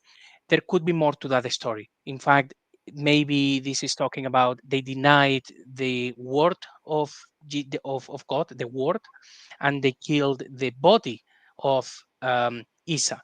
Maybe something to do with the dual natures. Maybe really Moses, Jesus denied and killed, but we are still investigating and looking into that. It's just weird, like Kash has said, the problem with the tense and this word, which is basically just one little dot away from actually reading something to do with the Savior. So we are curious about that. And Kash, so this is the extract before of Barik, and this is what you were saying. I don't know if you want to add something else. I should have actually put it up a bit earlier. Sorry. That's okay. The one I would add is simply my reading, which is that ye belied, and there's something different about the first word, and the something that's different is the extra prefix fa. So there is a distinguishment, as in it's not the same word. And Murad renders it as having one having a hyphen, the other doesn't, but that's not the full extent of it, because again, we're going back to the Syriac and the Aramaic here. So I'm reading it as, again, we're constantly comparing Musa and Isa, Musa and Isa. And the Israelites, even after the deliverance from Pharaoh, questioned Musa. So ye belied, past tense, I would say, precursor to salvation. It might be something like that. It needs further investigation. And kill, present tense, the Savior. That one is clear because that one is written without the extra fa prefix. And that one is straight up one-to-one. Just look at this, right? Okay. First letter, fa, which is in the Aramaic pa. Okay? Pa, ra, ya, q, kaf, and then aleph at the end. And now look at the way, you don't see in the screenshot, but you can see, okay, so pa, and then the aleph is implicit. Ra, I is the long I sound, that's why you have the Y there. And then Q, kaf, and then aleph is then the aleph, which is the definite article in the Aramaic. Hence, if they properly rendered this one, as we saw before with the whole definite articles, question, and so forth, this should have been rendered as al-Farid, but it wasn't. And it became a separate group, or in the Sin translations, it's probably even something more silly. Or it's some. Yeah. In the Sin translations, it's some. Ye belied some and kill some, or killed some. The tenses are, you can play with them if you're a Quranic translator, frankly. But yeah, so we continuously see this paralleling, and we see this in the Church Fathers too. It's very Christian to speak of the precursor, the shadow of the salvation plan is the salvation from Pharaoh. And we have this constantly of comparing Musa and Isa. And what the Quranic authors here are doing is comparing the response of the Israelites to Musa and the response of the Israelites to Isa. You lied on your boy Moses and you killed Isa. Like, that's what it's saying. Yeah, so we would actually by the way, but they would kill Isa, specifically Isa, not we're having all of these problems to do with the natures, and it would be about killing Isa, which means then the body, nothing to do with what would be inside of that body. So then after this verse would end with, okay, if somebody's actually killed, certainly it's not Moses. If someone is killed, it has to be Isa, unless you apply the whole standard Islamic narrative and says, no, this is a generic term. That means that in the past they killed the prophets. And it's like, let's not take their word for it. This was most likely talking about killing Isa. And then things get very interesting from that one. From that, okay, well, I'll let Kash carry on with these ones. So we read in Surah 4, 159. And if from the eligibles of the writing, which is the word al-kitab, which I'll put aside for now, I have my own theories, are accepted to indeed believe by him before his death and on the day of standing straight, he will be a witness over them. So what can we read from this? Is that of those of the eligibles of the writing, those who believe before his death and after his death, up to the point of standing straight, the day of standing straight is Judgment Day. If they believe by him, he will be a witness over them. He will intercede for them on the day of resurrection. He will witness for them. And in Surah 355 we read, as Allah said, O Isa, surely I am fulfilling thee to myself and raising thee unto me, and purifying thee from those who covered, and rendering those whom followed thee above those who have covered, unto the day of standing straight. Thereafter your returning place is unto me. So I shall judge between you in what ye were variating in. Yeah, it's what do you think, JC? Well, the first one is Surah 4, verse 159. It is two verses before that, 157, the one place that actually says that they killed the Messiah. Sorry, that they did not kill the Messiah, they did not crucify him. Is that famous verse, which we're going to look at it in a minute. So that one is 157. And only two verses later, it actually says this. So this is actually talking about Jesus, saying, indeed, well, they didn't believe by him before his death. And it's like, okay. So the very clear book in very clear Arabic that needs no interpretation, it actually mentions something that is his death. It shouldn't say that. If the people who wrote this believe that Jesus didn't die and it was like a phantasma, a ghost or something in the on the cross, this is what it would say in this verse. It would says nobody believed by him before they thought he had died, or before his presumed death, or something like that. But no, the very clear book actually makes a mention two verses after saying that they didn't kill him. It says that there is an element called his death. And you would have to go then to the imam who will dance around and says, no, they thought it wouldn't, and all of this nonsense. The very clear book is actually mentioning a moment in time, which is his death. And that happens two verses after saying that they did not kill him. Then in here in Surah 3, verse 55, so surely I am fulfilling thee to myself. It's odd. This is an argument I heard first from, I think it was Sam Shamon. So that he was telling to Muslims that this meant, uh, surely I will cause you to die and raise you to myself. So when I heard that, I went to Google Translate, I checked, and that was the translation that was given. In fact, I have that recorded in one of the lives from last year. But now, if you take those words in Arabic and you put them in Google Translate, it will give you a different translation. It will tell you Sahih International, unless I've done something wrong. But I've tried twice recently and it gave me the false translation. This verse is supposed to be very clearly saying God telling to Isa, I will cause you to die and raise you to myself. And Google Translate is not doing that anymore. Now, when we actually as well keep reading and we see that it says this, we're rendering those whom followed thee above those who have covered. And it's like, yes, this book was Christian. The people writing this thing, they were Christians. Isn't it nice for Allah to say that those who follow Jesus would be the uppermost until the end of times? It's like, well, so why are you in the losing team? Allah already told you who is winning this one. So yeah, the guys who actually wrote this were very much Christian in every possible way. Are you guys seeing that? Hopefully that is very clear. Yeah, and the reason, so to drive this further home, the authors considered themselves Christian. We read them as not being Christian because we're told that the Nasara are actually Christians.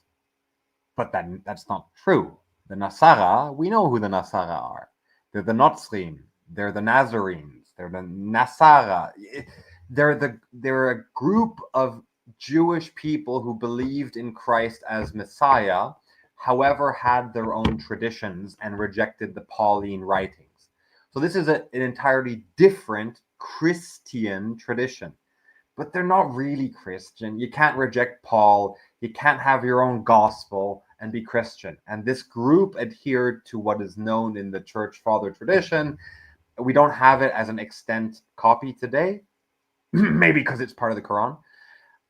But we have it being quoted over time, as in the gospel according to the Hebrews, or it's also referred to as the Gospel of the 12 in other traditions, but it's not totally clear if it's the same thing. We have the Gospel according to the Ebionites, but from my reading, this is all the same gospel, which they claim to be the original Hebrew Matthew, which Jerome says was, he had access to it and he read it, and he has also attestations. We have church fathers who quote very interesting theologies that are supposedly, again, secondhand sources, part of this gospel.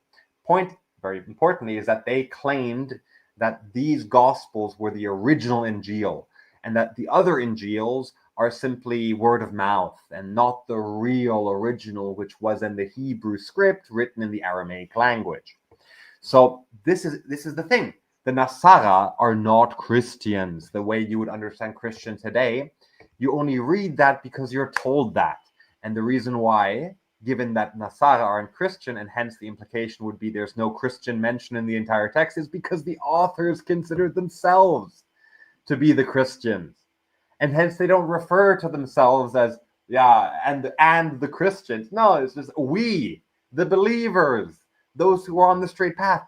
They saw themselves as being the true Christians. And hence there's no mention of Christo, Cristiano, whatever, however they would have rendered the proper word for Christian. So, and to I'm just going to quickly point out on 4159, the reason I believe for this rendering of ye believed by him before his death and on the day of standing straight is you have this timeline of whenever, right? His death and before it spans all the way back to the beginning of Bereshit, like in the beginning. And on the day of standing straight, that's dragging it from his death to the point of the day of judgment. So if ye believed by him at any point in time, then he will be a witness over them. And the point here is to place, imagine this. Imagine you are a Christian, a Jewish Christian even, and then someone comes up to you and says, oh, what? So you think that you need to believe in Jesus to be saved? What do you think, Abraham? What do you think, Moses? Do you think they're in hell? It's like, no. They believed by him too. They spoke to him. Angel of the Lord appeared to Abraham, and they spoke, and he believed in him, and he was credited to him as righteousness. And Moses spoke to the angel of the Lord on Mount Sinai, or Yahweh, I don't know exactly if it's explicit for angel of the Lord, but there's traditions as such. I'm not going to say what I don't know. But the point here is, it's like these individuals in the past, before his death, they believed by him, and hence he will be a witness over them on the day of resurrection. You don't have to be living post-Christ in the first century to be saved. That's the purpose of 41559 in my reading. That one, although I can read it both ways, and I know, Cash, what you're saying, it would make sense because something that we haven't actually shown the audience yet, which is Cash and I, we have seen the authors really writing Jesus back in all of these stories. It appears in many other stories. It's actually very well hidden, but it looks like this is one of the things that they were doing. They're trying to put him like Jesus was there with Solomon and of course with Moses and so on. So if you just take this verse in isolation, it wouldn't really make much sense, but with everything else that we've seen, they really have this insistence. So it would make sense what Cash is saying, that maybe these authors were trying to say, Jesus was everywhere. Something like that.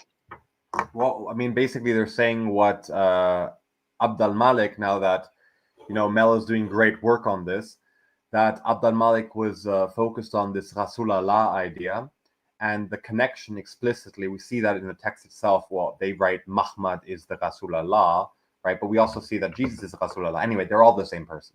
So by connecting Jesus and Muhammad, who is Jesus, a title for Messiah, to Rasul Allah, it's not some generic, silly, offhand, he's a messenger. No, he's the messenger of God.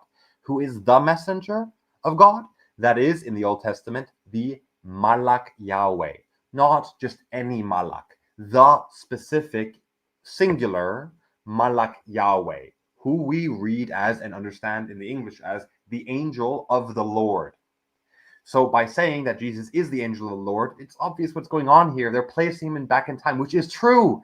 They're acknowledging that the theophanies in the Old Testament are the pre-incarnate Christ.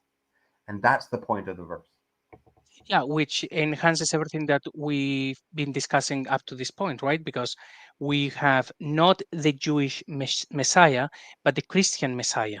So even the title Rasulallah or the Malak Yahweh would be the Christian view of it as opposed to the Jewish view of it. So that would actually fit perfectly. So, and here we have then these two verses which very clearly are talking about the death of Jesus. Doesn't really matter how much Muslims will try to and disguise it. It's been 1400 years, but he's talking about his death in the very clear book. And that's not the end of it, because there are others. So we have in Surah 19, so Miriam, as you would expect, this nice verse, Surah 19, verse 33, and this is Jesus speaking, and the peace is over the day I have been born, and the day I die, and the day I be delegated alive, aka raised alive or resurrected alive, or resurrected. Now, that any Christian who reads that, they know, oh, look, they're putting words in the mouth of Jesus, saying that he will, that there is peace. Basically, he's never going to even break a branch.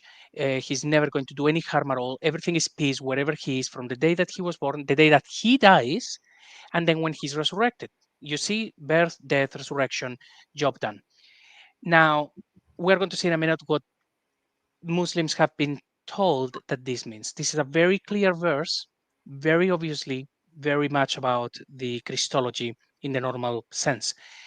One thing that we're still working on, but it's interesting, is that within the same surah, in verse 15, it's supposed to be talking about Yahya, John the Baptist. And if you read it through as it is now, even from the translation from Murad, you will get the feeling that it is talking about John the Baptist. And then it says, and peace is over him, John the Baptist, the day he was born, and the day he dies, and the day he is delegated alive. But Kash and I, we have been trying to figure this out because it makes no sense that you have this exact same sequence of words, pretty much, of events, with only two people, and you have them in the same surah, and they happen to be one Jesus, fine, you can understand that one, but then the other one from John the Baptist, the one that says, look, this is the Lamb of God that comes to take away the sin of the world, is weird. It feels almost as though in the original they were trying to put words in the mouth of John and they removed something. It almost feels that way, that initially John is saying these words, is pointing at Jesus and saying, peace is over him, da da da, and then Jesus saying those words himself. Now, when you look at Muslims, this is the sort of responses that you get from the one about Jesus saying, peace is on me, the day I was born, the day I died, and the day I'm resurrected. So I get this wonderful message from a wonderful troll, starting with, you are so stupid. Peace be upon me, the day I was born, means the day the Virgin Mary gave birth to him. I think we can both agree that that one is fine. And then, and the day I will die.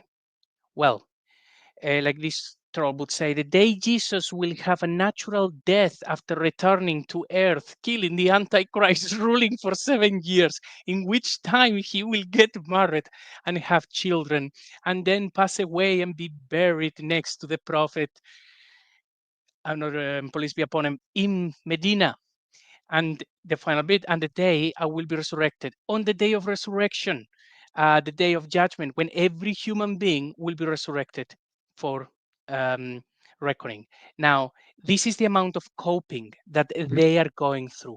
A verse that simply Jesus saying, peace is on me, the day I was born, the day I died, the day I am raised alive, is like birth, death, and resurrection. I got it. Look, the amount of information that they need to give to people from outside of the book for them to still say, no, no, no, he was not crucified, he didn't die, he didn't resurrect. He was just taken up to the heavens. But the book says that he will die, as we have already read. Therefore, they have to tell them, no, no, no, he will die. He's still alive, but he didn't die and resurrect. No, no, no, he has never died, but the book says that he will die. Therefore, it has to be in the future. You see all of these playing with meaning a very simple, very obvious verse, and this is what it gets down to.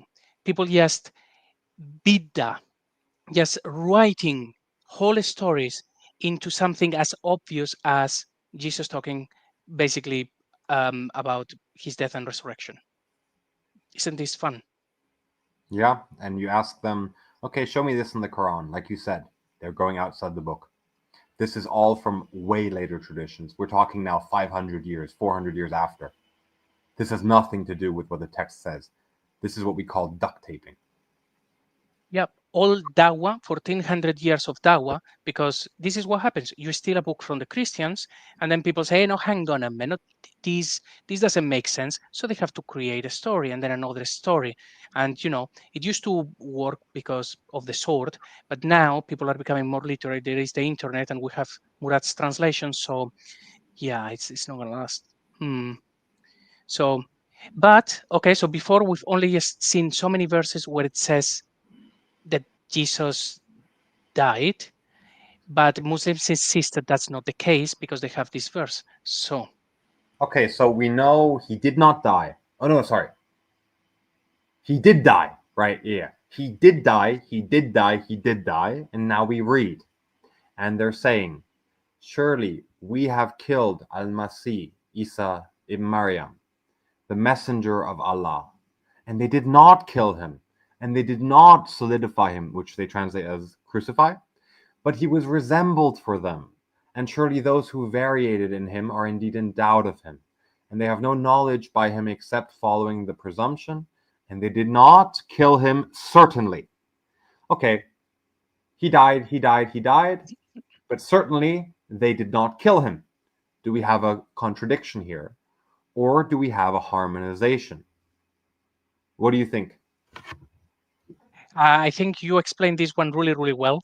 And I'm looking forward to actually listening to it again because, yeah, it never actually clicked that we are not talking about the same thing. We've been discussing about Jesus dying, which is the Quran says that again and again and again. But we're reading something very different in here. So, hmm. Yeah, so I mean, one thing that's very peculiar, and you pointed out to me a couple of days ago, which is that why would, well, I mean, months ago, frankly, but we looked at this more detail. Uh, if it is that it's saying that the Jews are saying this, right? They killed him, right? So why would the Jews, in quote, say, surely we have killed al-Masih? They deny him as being Messiah. So if this is talking about al-Kitab, the people of the book, which is actually a way of talking about the ethnic of the Jewish people, we can get into that in another stream more in detail. But if this is talking about a Jewish person saying, but we killed al-Masih, son of Maryam, then this is a Jewish person who accepts Jesus as Messiah. That's a problem in itself. Right? So that's putting more context to this. And it's saying, no, they did not kill him. And they didn't crucify him. But it was made to appear. He was resembled for them. And surely those who varied in him are indeed in doubt of him, and they have no knowledge by him except following the presumption, and they did not kill him, certainly. So we know he died. It's been made very clear. Peace is on me the day I was born, the day I die, the day I'm delegated alive. Got it. Understood, Mr. Quran. We know that he dies. But what about this now? We're told they certainly did not kill him. How can someone die, yet he's not killed?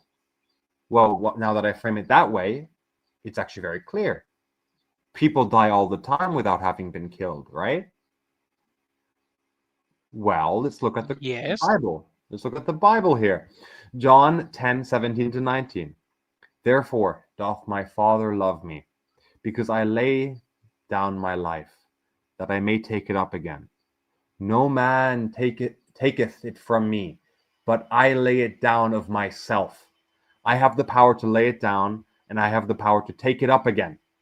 This commandment I have received of my Father. There was a division, therefore, again amongst the Jews for these sayings. Christ explicitly says, no one takes his life from him. No one can kill him. No one can crucify him. He does it. He lays down his life.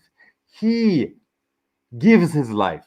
He gives himself to the Romans to crucifixion, to be then on the tree of life, the cross, which we look at and then believe in and then are redeemed by thereof, right?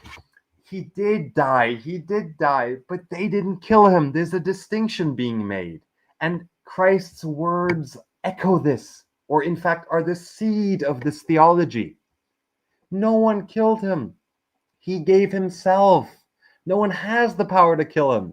Only he has the power to lay down his life.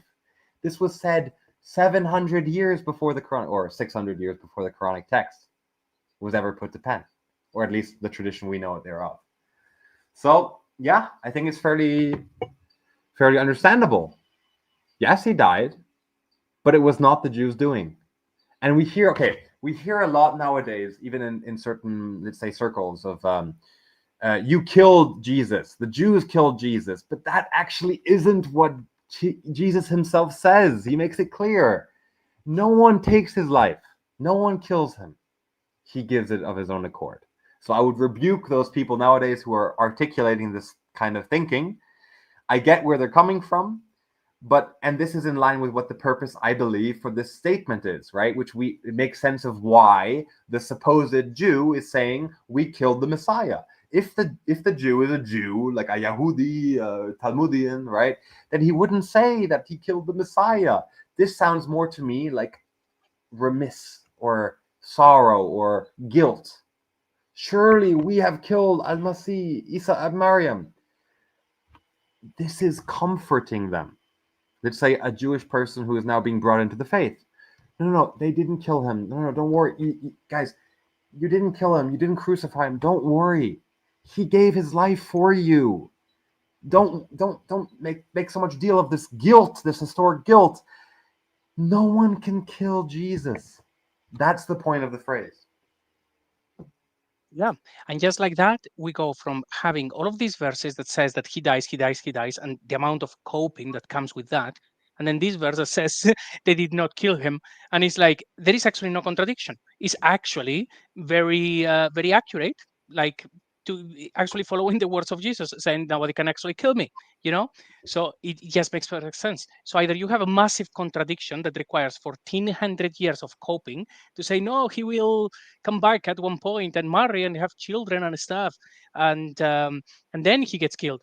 All of that coping, as opposed to it says that he died and he did, and it says that they didn't kill him and they didn't because of Jesus' own words. And also, if this was supposed to be against the Jews, it would say something different. It would say, they said, surely we have killed the false Messiah, Isa, son of Miriam. They wouldn't say the Messiah. Like, no Jew would say, we have killed the Messiah. In order for that to work, you need to read this verse sarcastically, like they were making fun of it, because otherwise it doesn't make sense. It would say they would call the false Messiah or impostor or something, but not the Messiah. You would never say that. It's ridiculous. They wouldn't accept him, so they wouldn't use the word. But if they did, they would say something else, like the qualifier. So nothing makes any sense. But with this explanation that you give, suddenly, boom, there are no contradictions in the Quran. And the Quran acknowledges the whole thing: the death, the resurrection, that he was not killed, um, basically that he gave his own life. Everything makes sense just like that. Yeah, it's quite beautiful, frankly. Mm. And just as a qualifier to this is something that I heard from Murad in one of his live streams at one point. We've looked into it, but there is something. There are like some problems. Basically, what he said is these words that are highlighted, which are did not, in Arabic is ma, and that same thing appears in Aramaic, where this would have been copied from. The thing is that the Aramaic ma means what, just like that. So it's not a negation.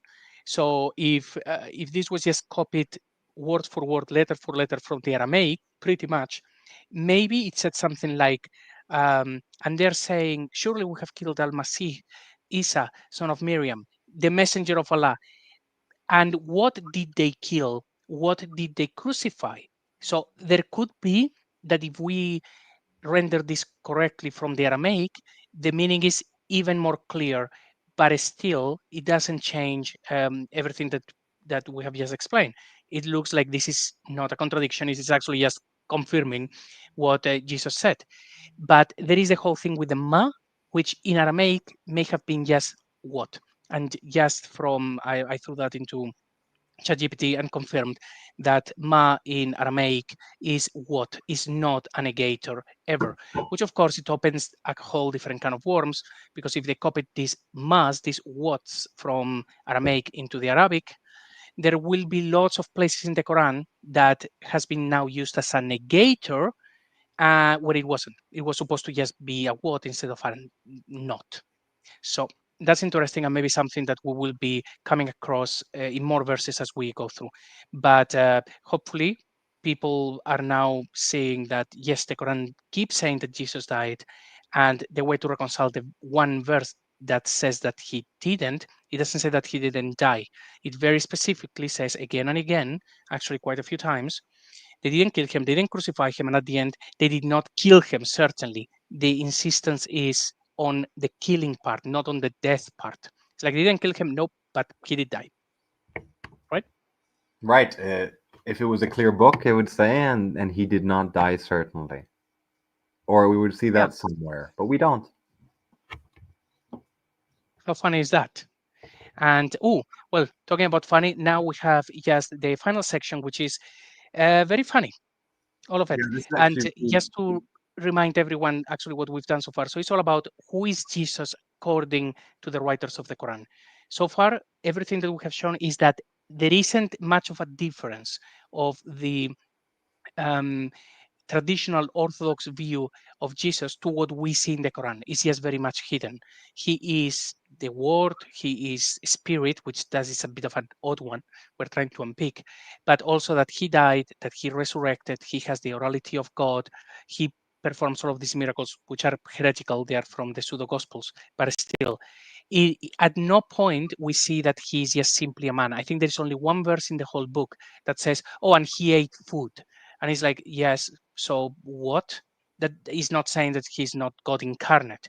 So there isn't a single um, area in the Quran that you could actually go, you see, this is very clearly saying that Jesus was nothing but human. No, it would say he is the Rasul Allah. And he's like, yeah, that's a divine title. And his word, God's word, yes, that's divine title. So everything that we have seen so far is about this, about Jesus being, according to the writers of the Quran, something very similar to what we know.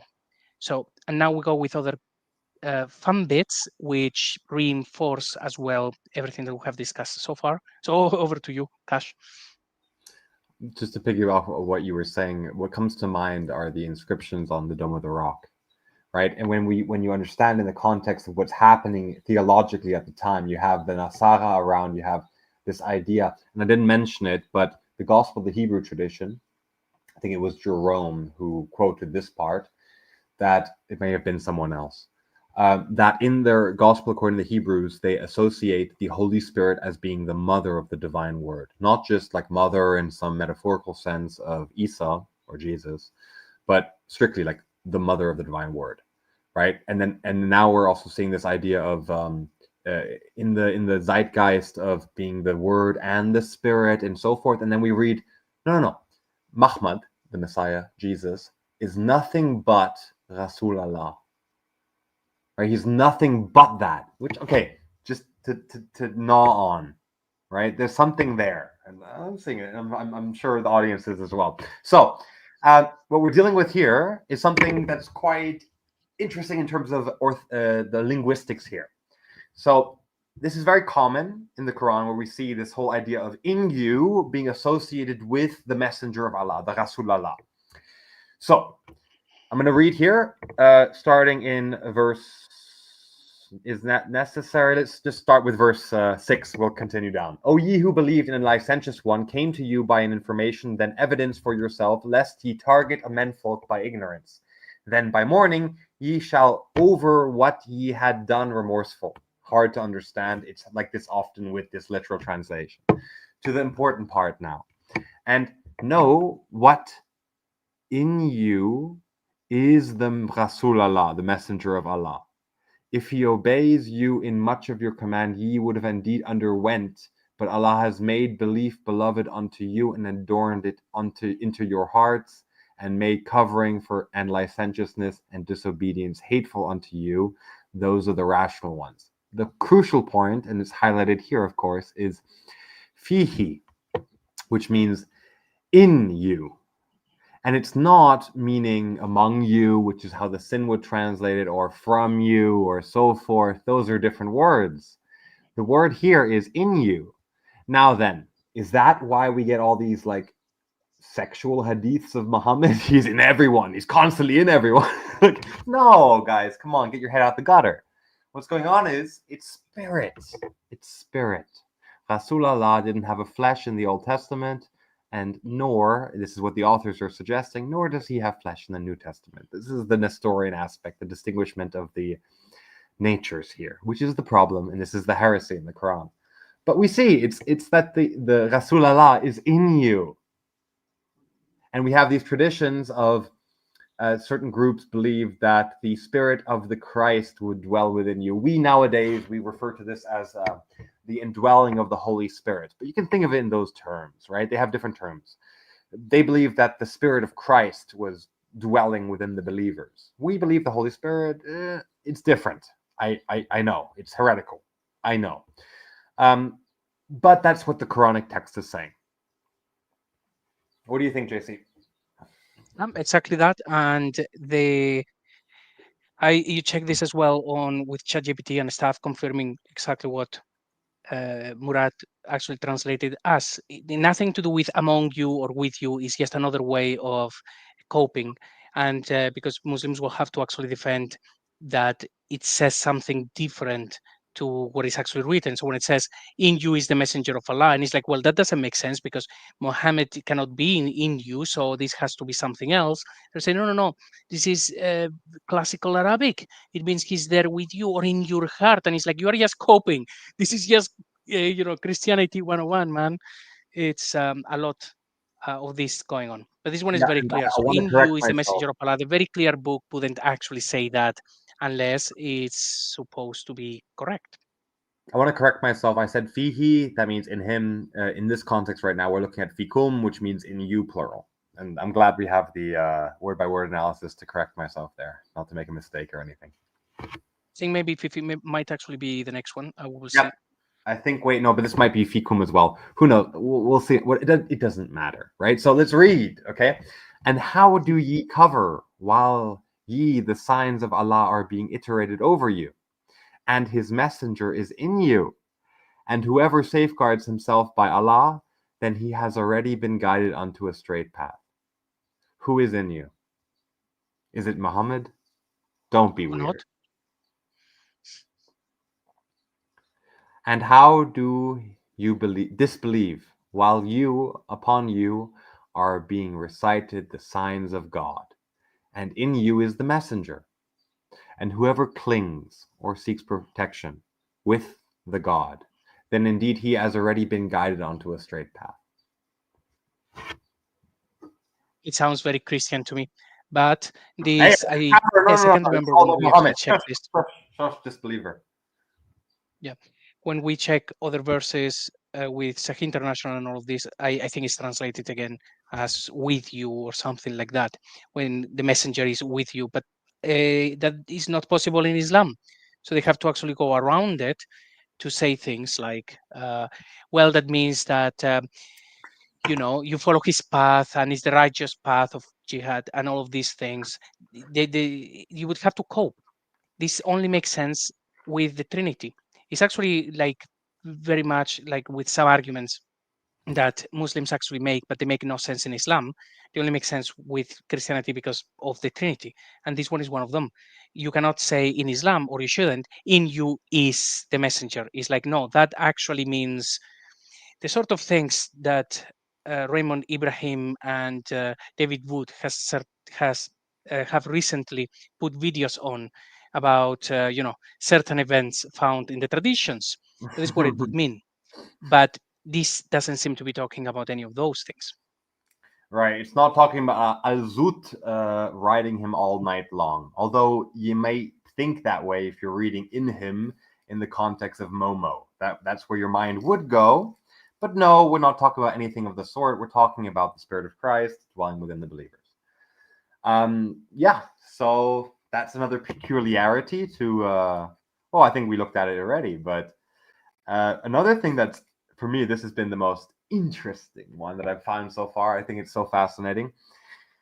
It's a Oh yeah, question. actually, if I, because this is going to be like one of the last sections and something I should have said at the beginning, so I'll just interrupt here for a second to say, people watching, if you would be so kind to like the stream and share, subscribe, do all of those things. The algorithm doesn't like us very much, so any help would really be useful. So that would be much appreciated.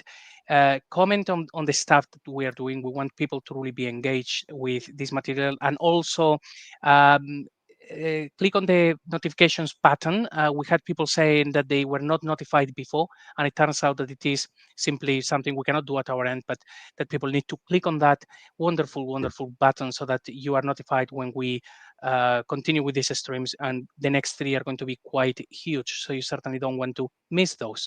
And that's that. Sorry for the interruption, Cash. You can go ahead. Like God Logic says, smash that subscribe and notification button like you fearing disobedience. So we're looking now at Surah 45, 345, Surah 3, Ayah 45, as we read. As the angels said, O Maryam, surely Allah is jollifying thee by a word from him, whose name is Al-Masih, Isa ibn Maryam, and then we see this very crucial word. So Murad translates it as handsome, and this is in reference to its root is related to face, so he's reading it as handsome.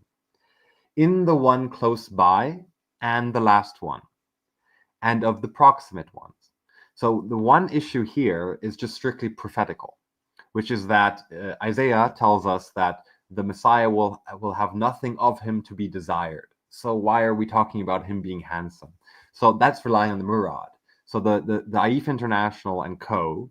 They translate it as eminent or honorable or uh, high in status, revered, like things like this. Like it seems like almost everyone's picking and choosing a little bit. I looked at Kitab al-Ain, the very earliest Arabic dictionary, and by that time we had him attesting that this word was related to the root of face, as in yeah. So therefore face, therefore like saving face, honor, and so forth. So that's the idea here about having this word as a standalone word, handsome. But let's just take a step back and read it again. As the angel said, O Maryam, surely Allah is jollifying thee by a word from him. Okay, so there's a word from him coming to Mary, okay, whose name is. This is a genre of literature where you're assigning titles to a person to describe who he is, what he's like, what does he do, and so forth. And we read, whose name is Al-Masih, this is in line with the literary genre. Isa ibn Maryam, in line with the literary genre. Handsome, not in line with the literary genre. Why are we talking all of a sudden about him being handsome in the close by, as in the world, al-dunya, and Akiru, or Akira, I forget, Akiru, Akira, as being the last one, as being afterlife, that what comes after, and of the proximate ones. This doesn't fall in line with the genre. So there's something peculiar about this word handsome.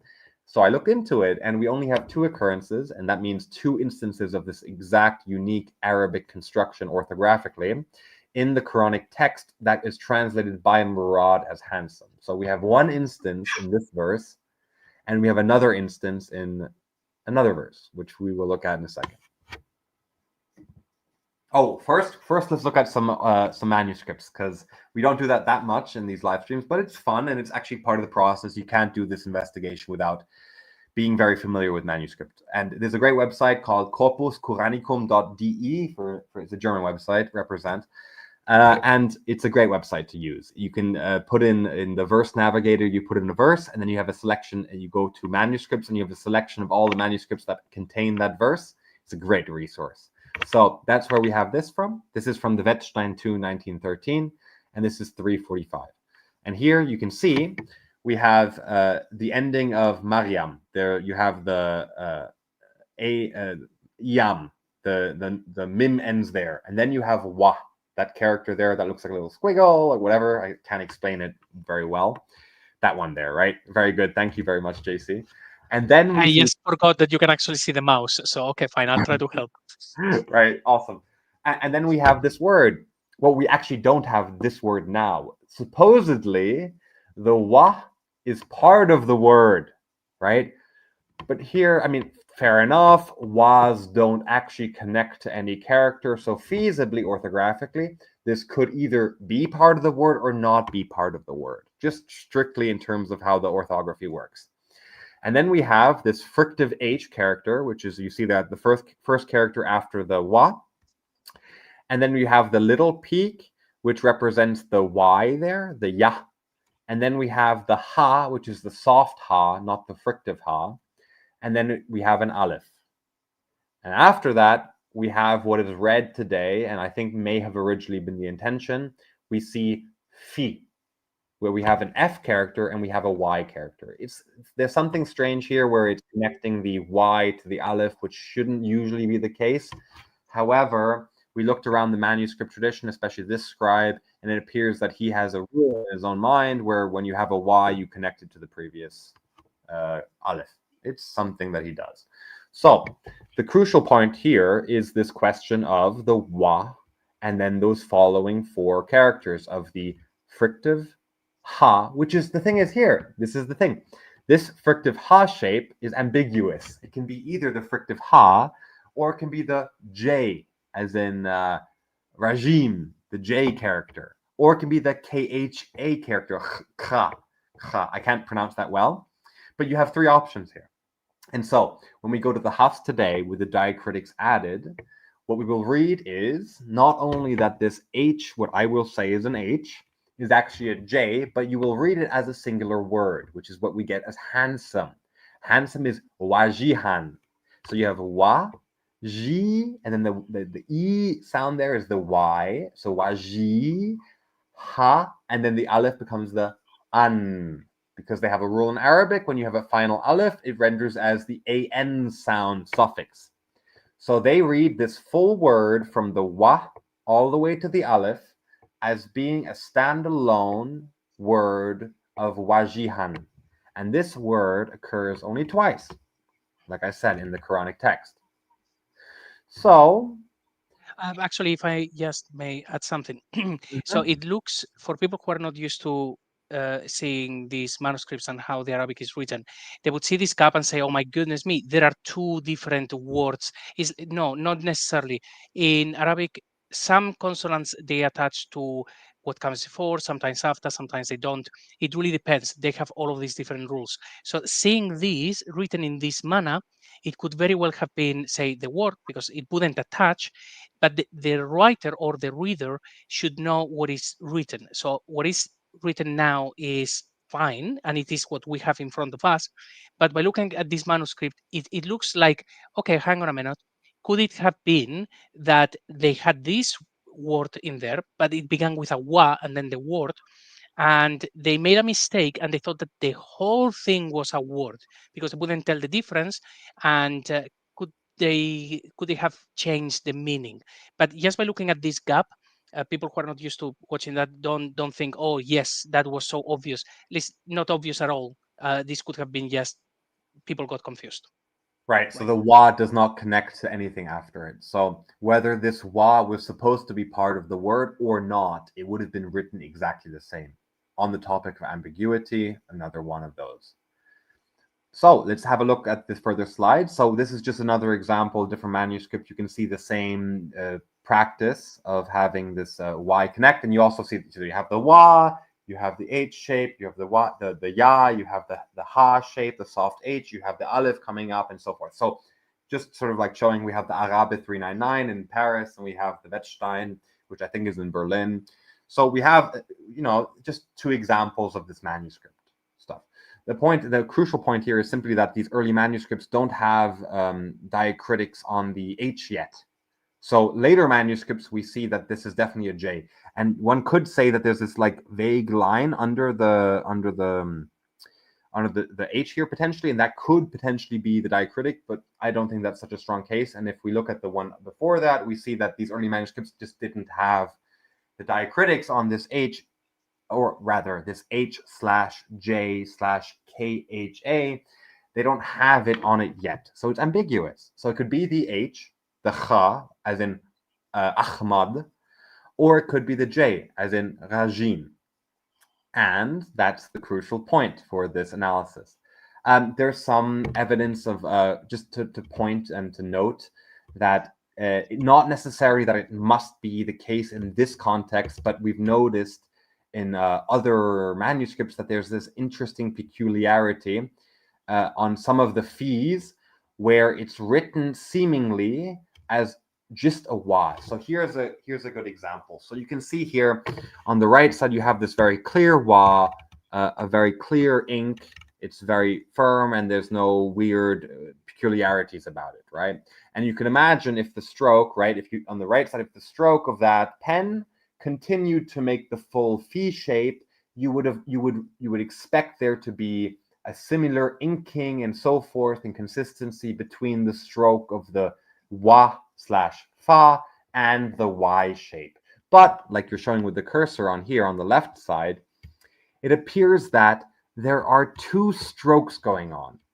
You can see how the first stroke, wa, there is a indentation. There's an angle there. Perfect cursor movement, JC. Awesome. You can see that there is a different ink and different stroke happening here.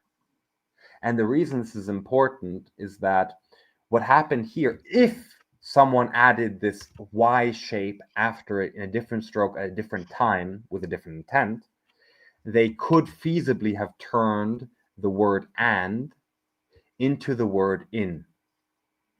You've seen those videos online of someone who has a test and it has an F, and they brilliantly add extra strokes, and all of a sudden it says A+, right? It's something like that we're proposing, just as a point of curiosity, but we don't want to get distracted from the main point here. So let's continue. It's just that there is a peculiarity with the wafi. So there's something to note there for your own analysis. But here's the crucial point. So let's go to the other instance. So we have two instances, like I said, of this word of curiosity, handsome, according to Murad. Let's read the other instance, and this one is related to Musa.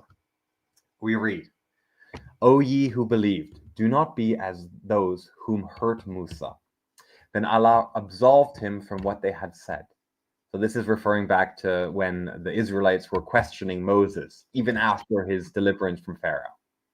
And this is the point, this is the crucial aspect here, and we're going to see how it's very crucial with the manuscript, how it's written, right? So, and was said, and was handsome at Allah. It's like, okay, the sin will translate as honorable at Allah or in the sight of Allah. So it can kind of like be polished to make it make sense and not be silly. But it's the only other instance of this word. You have the word in the instance of 345, and you have the word here in 3369. And the rendering of Murad is way more faithful than the sin translations, which will say something along the lines of in the sight of Allah and things like this. Murad sticks way more closely to the grammar and says was handsome at Allah. In the sight of Allah. And okay, we'll see in terms of what the Arabic actually is, how this is constructed. But yeah, so this is just the other verse. So we can see here in the manuscript, and this is something worth further investigation. I picked this one because we see a breakup of the word, which doesn't necessarily mean that they're two different words. However, as you see on the left side here with the yellow square, you see after it a hyphen style dash. And you might think, oh, I'm an English speaker. We have, or maybe a Western Latin scripts, whatever. We have this practice of putting a dash at the end of a line to indicate that the word is meant to continue on the next line. That's not the purpose of the dash in the Quranic text here. The purpose of the dash is to fill out the line. You can see that if you look 1, 2, 3, 4, 5 lines up, and you see that there's this sin, and then they elongate it to the end of the verse. And why? Because it's very clean, right? You have a very clean ending of the line, right? It's very concise. So that's the purpose of putting this dash here, is saying, okay, I'm a little bit before the end of the line. I'm going to fill it out with a dash. Why is he not filling it out in this context with a elongation? Because it's a wa, and the wa does not elongate. The wa is always standalone, and hence he's putting a dash there. So it's not indicating that they're one word. in my opinion, it's more so indicating that they're separate words. And here's the reason why. If it's one word and all that would happen here is you just simply put a longer dash and ensure that for simplicity's sake and clarity, you ensure that the full word is on the same line, you would do that. The fact that they're not doing that here indicates, in my opinion, that these are meant to be read as separate words, and the implications of that are enormous. And let's see that in the next slide. Well, here's just making the point about dash, no dash. Basically, I consulted GPT. It was looking through the earlier manuscript traditions and academic works on this, and it was suggesting that usually when a word is broken across lines, they don't put a dash, and as in they put as many words, characters as possible, and then they simply continue at the end. But take it with a grain of salt. This is an AI response. The work we're doing is a lot more than just simply this. So let's continue, JC. I think actually it's also very likely that they didn't break up a word if the consonant actually attaches to the next consonant. But if it is a consonant that doesn't attach, so you would actually have a gap anyway, then they would break it up. Otherwise, they would do these things. They would elongate the words before or after, or they would do things to really make things fit in the page really properly. And when you look at manuscripts, you see these things when a noon will be elongated a lot, or like you've shown before, I think it's an aleph elongated. So they really did try to make it look pretty. And yeah, and this one, that dash seems to align everything, and that's probably the reason. But anyway. So the question now is, and I know I've been sort of like teasing. The suggestion here is, what if, right?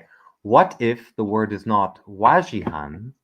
What if the word is wa, and then the rest of the characters?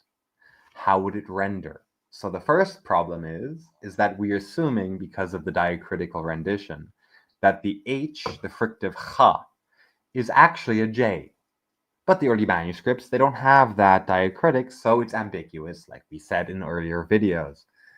So what happens if we say two things? One, the wa is not part of the word, it's actually the word and, which it is. Wa means and. Then what? So we have wa, and then we have the rest of the consonants, which is the frictive H or the J, the Y, the yod or ya, and then the ha, the soft H, and then the aleph. So if we take each consonant as it appears, or could have been, right? We're putting aside for a second. You see on the big characters here in bold, the character for the H and the character of the J, just to make it clear how the distinction between the two is simply one dot, right? So if we don't have a dot there, which we don't in the early manuscripts, of course, not to constantly repeat myself, but if we look there in the table now, we see that the wa would be the conjunction and it's the same exact function in both the Arabic and in the Syro-Aramaic. And then what do we have with the rest? We have the ha, which becomes the heth character, which is the same function, the emphatic or frictive, the ch, right? Rather than ha, it's ch. That character corresponds with the heth character in the Syriac. The ya corresponds with the yod in the Syriac. The ha, the soft H, corresponds with the he, the soft H in the Syriac. Same thing for the aleph, corresponds with the alaf in the Syriac. So once we've now put this together, we've taken out the wa, and now we're looking at just the other four characters. Does that happen to make a word in the Syriac? Well, we're seeing here it's a little bit of a spoiler, but yes, it does. Chaya is a very crucial theological title. It means the life. And anyone who's read any Bible knows in multiple occasions, I guess it's two at least from my memory, I guess I'm not reading the Bible enough, maybe there's more, but Christ in his own I think we are both reading the Quran way too much. Oh yes, I need to stop reading the Quran and start reading the Bible. It's bad. But yeah, so we have in the biblical text, Christ in his own words, self-describing himself as one, the resurrection and the life, and two, I am the way, I am the truth, and I am the life. And we checked, have a look at the next slide, JC. We checked Okay, well, maybe this is just, who knows? Let's check the Peshitta, which would have been the New Testament tradition that would have been predominating in the region of the emergence of the Quranic tradition. So let's look. The Syriac tradition consistently names Christ explicitly as Chaya, meaning the life. So let's look first here at John 11:25. We see, I don't have the full English rendering, so we'll see here. So it's say, we'll start with Anna Anna, I, which means surely, surely, I am the resurrection and the life. And here you see highlighted, that's the crucial point. You see the Heth, you see the Yod, and you see the Aleph. So that's the word Hayya, right? The Mim, wait, I'm not seeing the Mim there. Interesting. Wait, maybe I made a mistake. All right, go to the next slide. Then we see the other one where we see 14:6. We also see Hayya as being the life, salvation. Oh, sorry. I'm confusing myself here. Okay, so the image we're looking at is the root. It's not the full word. So the full word has the H there. It's a rendering of the root. The root is the Heth, the Ya, and the Aleph. That's the reason why it's putting there in the column as a root. This is kind of confusing. We could have done this better. That's my mistake. But yes, everyone can check this. The way that the rendering for this word in the Peshitta, when Christ talks about himself as being the life, as the singular life, he uses this exact orthography of Heth, Yod, Ha, soft Ha, Aleph. And it also occurs very often in liturgical texts from Ephraim, and he's very influential with the Quranic tradition, as well as CPA, Christian, Palestinian, Aramaic, Gospel manuscripts. We see it all over the place. We don't just see it there, we see it also, but used differently, in the Mandaic writings, which, they revere John the Baptist. We've got 40 to 60,000 or so Mandaeans still living today. And they call their deity that they conceptualize of as being the great life. Hayya Rabba, something like that, right? So this idea of Hayya is theologically super dense and important. So if it says Wahayya, that would be very different, right? It would render the verses very differently. Let's have a look. One sec. Just to add, so because we've seen these words in Arabic and in Aramaic, the only difference when we look at the at the Arabic in the manuscripts, the only difference between these two words that Cash is showing is one dot. That is the only difference. Right. Is the wa doesn't join, it would never join whether it is part of the word or not. And now it is joined, and before it wasn't, or part of the word or not. There is no difference in anything of how it was written. The only difference was a dot. And when you look at manuscripts, you will see like the earlier ones did not have the dot. Someone has to, at one point, decide what words are written. And they have to make these decisions, whether you are this wa is part of the word, whether this is not. The rasam, the skeletal form of the Arabic will be quite basic. You will not be able to change it much, even though they did change it quite a bit. But with dots, at the very beginning of the whole thing, they didn't have them. So the guy reading would have to make that executive decision. So even if we look now at a manuscript from the 9th century and we see the dots, it's not like, oh, you see, because oral tradition is like, no. When these books were first written, they didn't have them, and the oral tradition also didn't happen. So even though we have spoken about this for a bit, the only difference between the words is really one dot, nothing else. And then we get to this, to the rendering. The difference, like you're saying, is between the H and the J. The question between whether the wa is part of the word or not is not diacritical. It's simply interpretive. It's about whether you're reading it that way or not. So once you put the J in there and you say, no, this is wajihan, and it means honorable or esteemed, now you've put that very concrete in, and now everyone has to read it like that or else they lose their neck. Okay, so let's read now the full re-rendering of Surah 3:45. And mention, when the angel said, O Mary, indeed Allah gives you good tidings of a word from him, whose name will be the Messiah, Jesus, son of Mary. This is the sin, by the way. Daif International, I guess that's what the DI stands for. I like that. That's what it means. Nice. distinguished in this world and the hereafter, and among those who are brought near to Allah. So now we have two options here, because I was not taking a firm stand on whether the fi is meant to be a wa or not. It could be a wa, it could be a fi. I'm not certain, so we're putting both renderings here. The first one, if it is a wa, would be read as so: whose name will be Messiah, Jesus, son of Mary, and the life, and the world, and the hereafter, and the one who draws near. I'll go in detail about that in a second after we read the next one. This rendering, which relies on it being truly a fi, to me reads better and has theologically more sense to it. But again, it could be either one. So it reads as follows: whose name will be Messiah, Jesus, son of Mary, and the life in the world and the hereafter, and the one who draws near.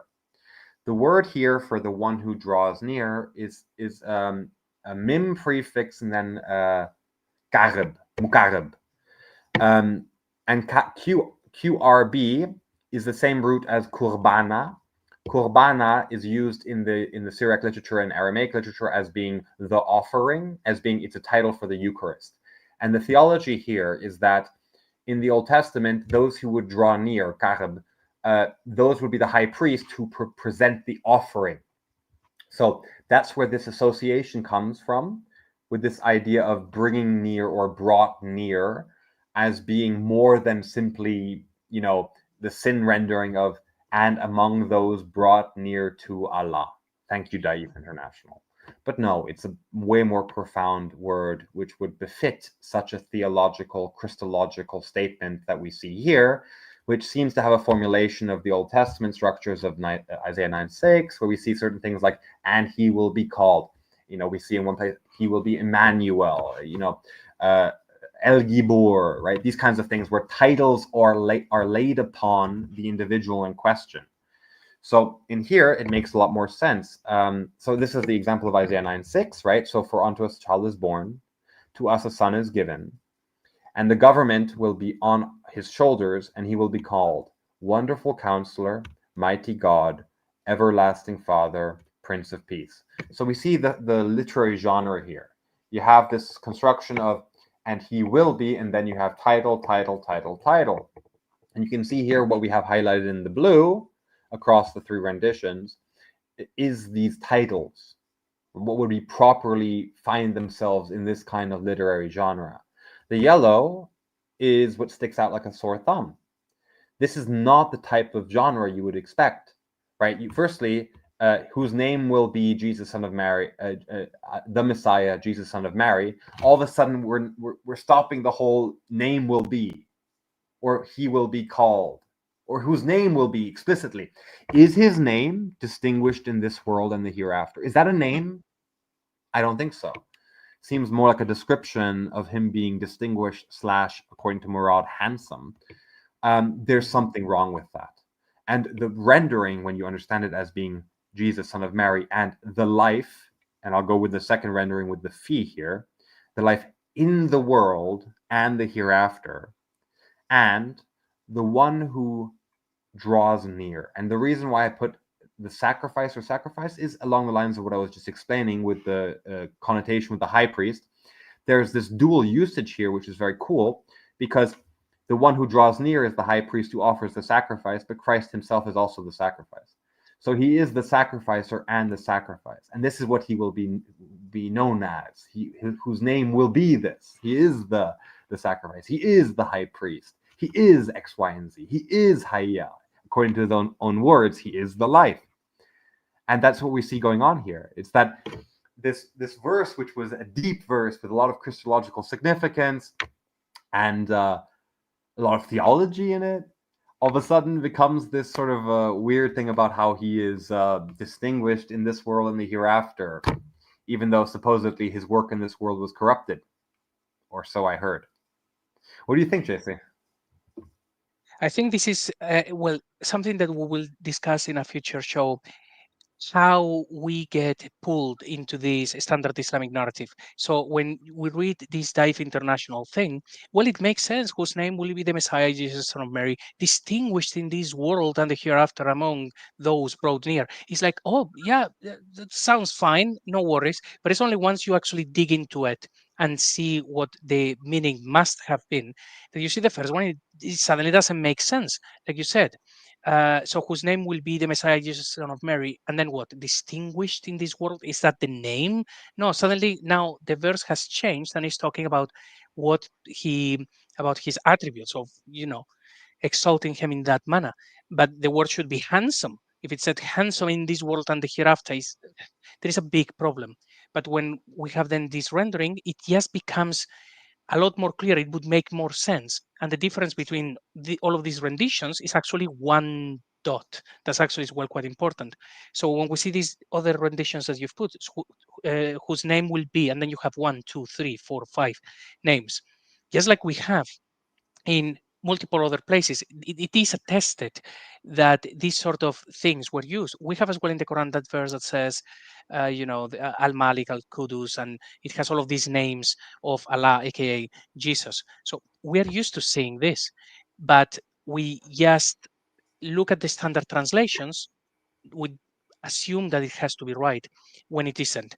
But something that also I really like about this argument is that one dot only makes the verses make sense. And Yeah. also it shows how they are hiding something of incredible importance, which is one of the very important titles. Right. So you see the difference is either he's distinguished in this world and the hereafter. And the thing is, it's you see in the Daif International, they have to put a hyphen there because grammatically it's missing an and, right? Because they merged the and with the word. So you're missing an and. Where's the wa? We're missing an and. Oh my God, how do we fix it? Daif International puts the duct tape. We put a hyphen there. Cool. But yeah, no, it's one Yeah. dot and a rendering of either the wa being part of the word or not. It's actually not meant to be. And then it reads as the life in the world and the hereafter.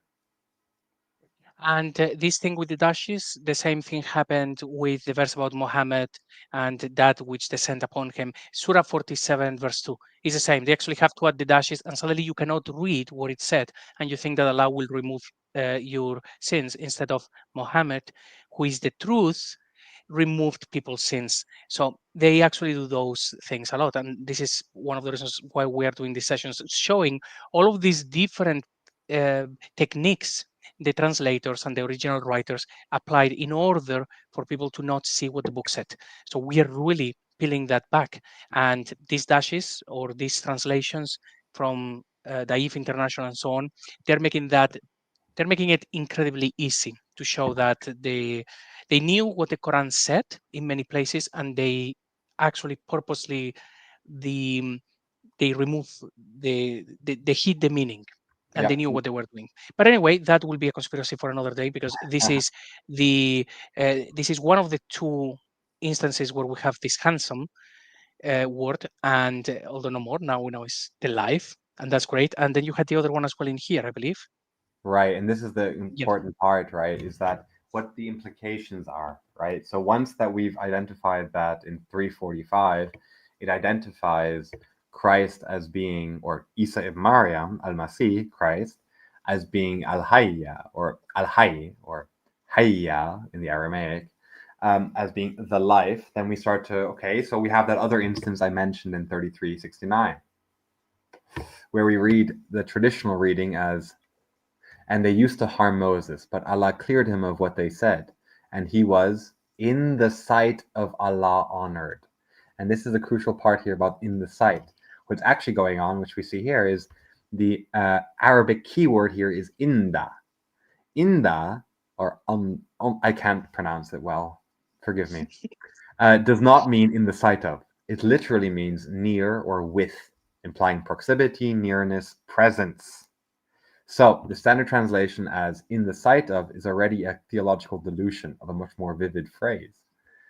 What it's actually saying is that, and I'll read it based on what it is, it's kana, we're starting here, wa kana, and he was. Inda, near, ilahi, God, the God, wa hayya, right? He was near God and the life. So back to my point about the whole Musa, Isa, and putting Christ back in time because by identifying him as the Rasulallah. That's what we're seeing here. The author is identifying that Moses was near slash proximate slash in the presence of the God and Hayya, the life.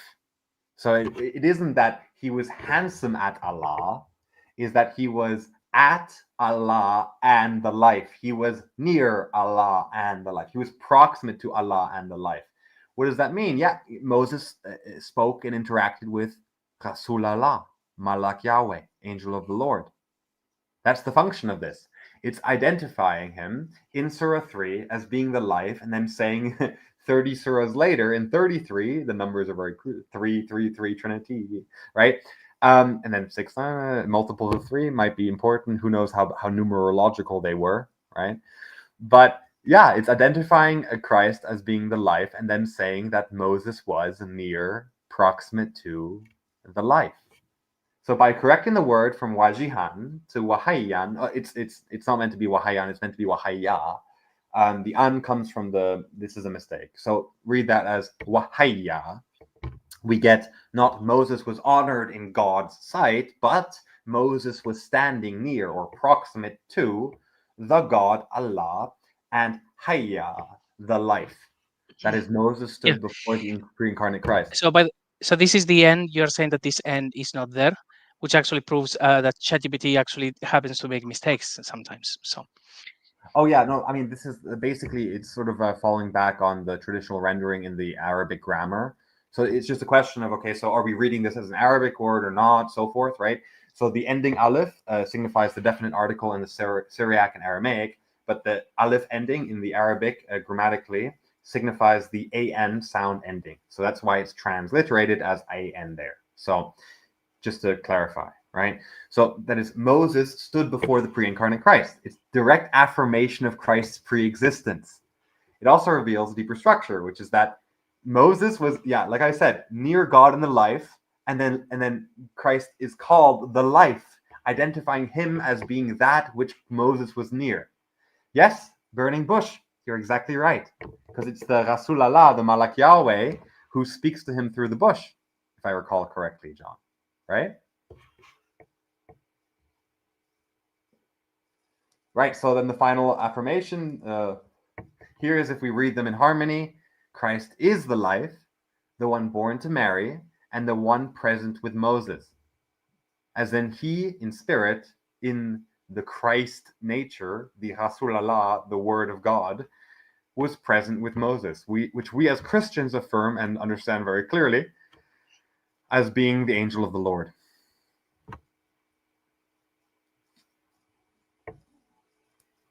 Wow. Yes, wow. All of the damage that a little dot can actually do by putting it in the wrong place. But I don't think that we are surprised because we've seen this thing so many times where something actually just changes over time. And that is even after the canonization, because everything that we have is after the stuff was canonized. We have in their traditions that everything was destroyed.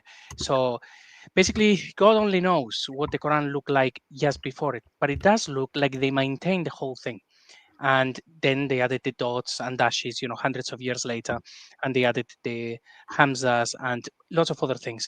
But because they kept the text, the skeleton, the rasam, we can still go back and find things that they actually don't make sense as they are currently rendered, and then find the answers, which is phenomenal. I think this one, out of all of the things that we have found so far, this has been probably my favorite, because one little dot and it makes a verse that is sort of nah, it suddenly makes sense and a lot of sense and it works, and they would be hiding the life.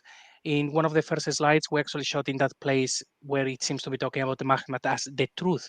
So we are seeing these titles that are very much exclusive to Jesus, that a Muslim could say, well, they are as well for Allah. Allah can actually be called that. But Muhammad cannot be. So when you have a verse and Muhammad is the truth, he cannot be. Allah can be the truth, but not Muhammad. And it's because they are repurposing all of these stories and all of these titles and everything from Jesus and trying to put it into their character Muhammad, into their Allah as the creator, when the book initially was very, very Trinitarian, although the Trinitarian element, we will get there. But I absolutely love this one. I think it really shows very clearly one of the very big, say, moves that they did with just adding one little dot, and they hid the meaning for 1400 years until Cash came around and said, hey, this doesn't make sense. Yeah, I don't think he's considered handsome, nor Moses. I think that's a silly word. So also just to note, by the way, for giving you a time frame here. So I checked Kitab al-Ain, which is the first Arabic dictionary that we know of. It was written in the late second half of the 8th century. So this is something around 770 to 790. And in that text, we have attestation of wajihan, meaning honored, esteemed, so forth, right? So just to give you a time frame, we have the 620, 630s, right? We have this text existing. So now we have, let's say, 150 so years. At that point is when we have attestation of the belief and recognition of this as being a word. There is, however, very interestingly, some even way later debate about, okay, so but what's the root here? Where does it derive from, and so forth? So there's a bit confusion, but they very quickly get in line. This word means it's derived from faith, and therefore it's about saving faith, that whole concept of having honor and so forth. But yeah, so the point here is, so we have the text in 620, 630, even maybe before, right? Because it comes probably from an earlier tradition. And then, especially with the bulk of the text, I mean, just the amount of textual material, this didn't just pop out of nowhere, right? But then we go for 150 years, and at that point we know, okay, the dot was added, the corruption happened, they're now reading this as not the life, they're reading it as wajihan. So just to give a time frame there, and to what you were saying about hiding the life, yes, that's exactly what they're doing. They're hiding the life in the hereafter. They're hiding salvation. They're hiding the life from you. And it's evil. And so when there is scant dirt, it begets an excavation site. So we have all this reason to dig. So let's dig. So this is just one thing. I mean, this was what? I mean, what, 4 days ago? I discovered this one. And it was so quick. I was just, okay, Murad translates handsome. That's a peculiarity. Let's look at those two verses. And immediately I was looking through a couple of manuscripts. I'm like, wait, there's something off here. There's something seriously off here. So what do? You do what I did. You transcribe it, because that's the process. You're looking back. You're you're thinking backwards. So the process was initially in the Aramaic textual tradition or Syriac textual tradition. I think more so in the Syriac textual tradition personally, but not exhaustively. And then you do the reverse process. So you transcribe, firstly, the either you have an al definite article that would then become a suffix a, or you don't have a definite article and it's originally already in the Aramaic. So which is the case actually in the case of hayyan or hayya. Sorry, not hayyan, hayya, where then it would become the definite article a would become the the suffix a would become the prefix al, and it would actually be read as hayya or al-hay, or rather, yeah, al-hay, which we see in other instances of the Quranic text, which will be something that we will look into as well, because this has implications for how al-hay is used in other instances. But just to sort of clarify it, so this is what you would do. You would say, okay, there's a point of interest. This is an interesting word. I'm not sure what's going on here. Let me transcribe it, transliterate it into the Syriac script, as you can see with what effectively was done in that table in the top right there, right? So you have the ha becomes the heth, the ya becomes the yod, and so forth. And then you simply use the tools that you have at your service. You run a deep research function on a GPT model or a Grok model or whichever large language model suits your fancy. And you just say, okay, look for this word in the Syriac textual tradition, in the Peshitta, which is the Syriac textual tradition, in the CPA Aramaic, which is the Christian Palestinian Aramaic tradition. And this is something I've been recently doing because I smell there is an influence of Mandaic theology here in the Quranic text, which is kind of gross, but it's there. So also ask for attestations of a word of curiosity in the Mandaic sources. I've found some instances where it's like, okay, we've got something funny going on here. So yeah, just, engage with the material. We have the tools at hand. You don't have to be a scholar. Everyone's a scholar nowadays. So yeah, very cool stuff right here. I'm very happy with it. It's very cool. And as to what words people could actually look at is exactly the same that we're doing. We're going through the Quran. We are seeing words that stick out like a sore thumb. You sometimes read something from the Murad's translation, and there is something you will feel it doesn't fit. It doesn't work well. And if that word appears only a handful of times, then you look at that word, try to translate it into Syriac, maybe other languages as well, and see if you can figure it out. So that's something that we do. Also, there are many words that Murad doesn't translate. They have to actually be looked into. In fact, the whole argument of al-rahman came about because he didn't translate it. So he couldn't actually find it in the old records when he was looking at that.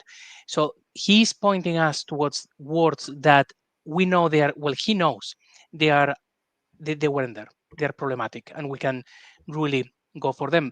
In his translation, also he adds many question marks when he cannot find a word. So all of those things have to be looked into. Now there will be a number of words that he didn't translate, and maybe they are actually attested in a different book that he never actually managed to get, but it wouldn't be even the majority. He has done a very thorough job, and there will be some words here and there that maybe they exist, but they are not written down in any dictionaries and he couldn't find them. Fair enough. But most of it, based on what we are seeing, is yes, if he didn't translate something, is for a reason, and we need to actually zero in on those words and see what they say. Kash and I were doing, of course, a lot of that. When we see something that doesn't fit, we're zeroing in and trying to stick within particular topics, like on this one that is everything with Jesus and the titles hidden within the text.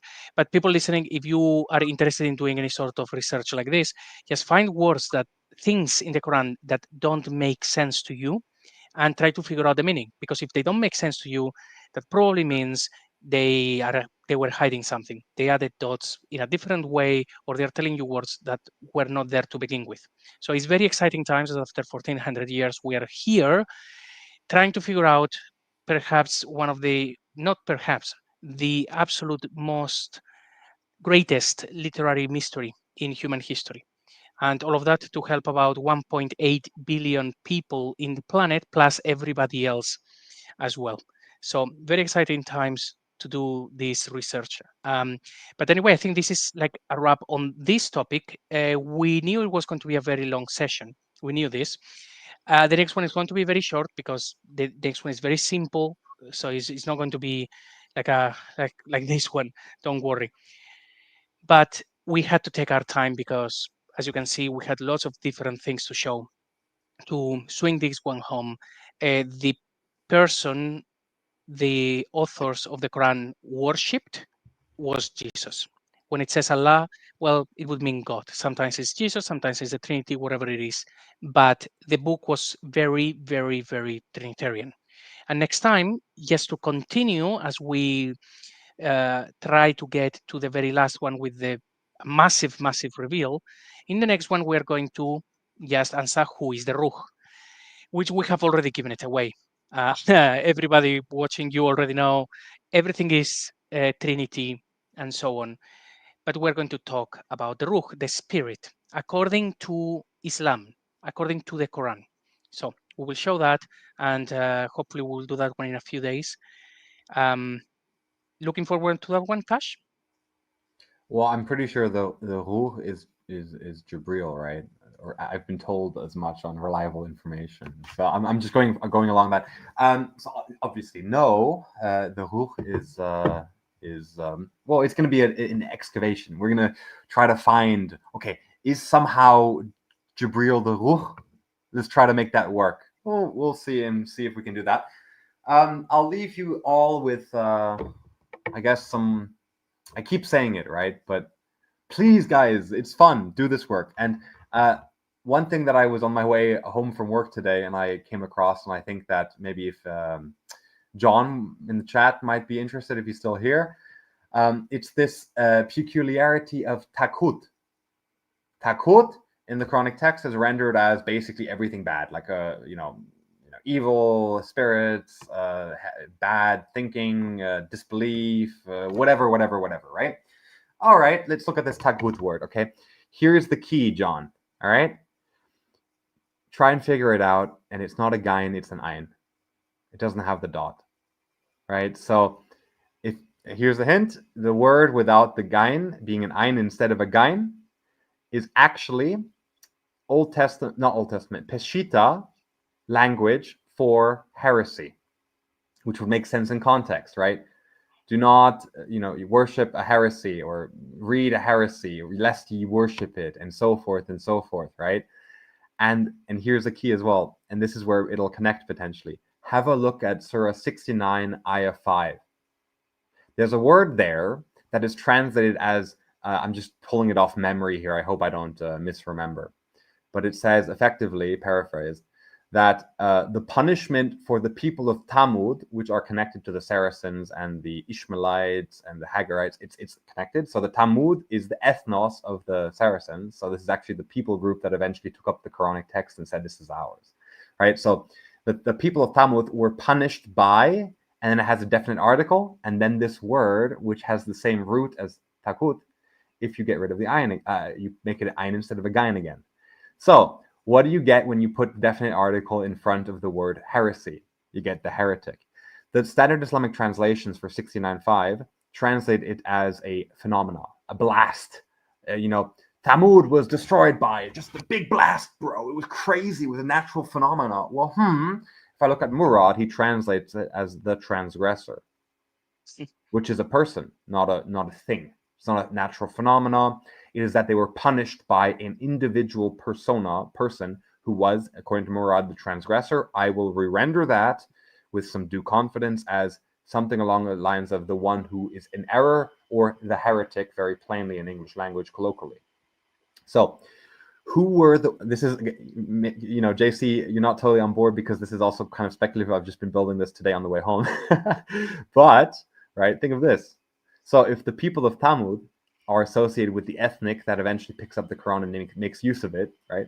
If they, that people group, are punished by the heretic, have a look at the historical sources. Maybe we can find the heretic as being a title for Sergius, the Nestorian monk that teaches the quote-unquote polytheists according to Kindi, or so forth, right? But if it is an individual, a heretic, who is punishing the ethnic group, then the text itself must have been written by an outsider. It couldn't have been written by the people of Tamud, aka the Saracenoi, aka the Saracens, aka the Ishmaelites in later tradition. That's actually a different group. But yeah, so then it would have been written by someone who's criticizing, or saying they were punished. The Saracenoi, or the Tamud, the people of Tamud, the ethnos of Tamud, they were punished by the heretic. The heretic, either Bahira, Sergius, or Mahmet himself. That could actually fit, but I think what you are really well.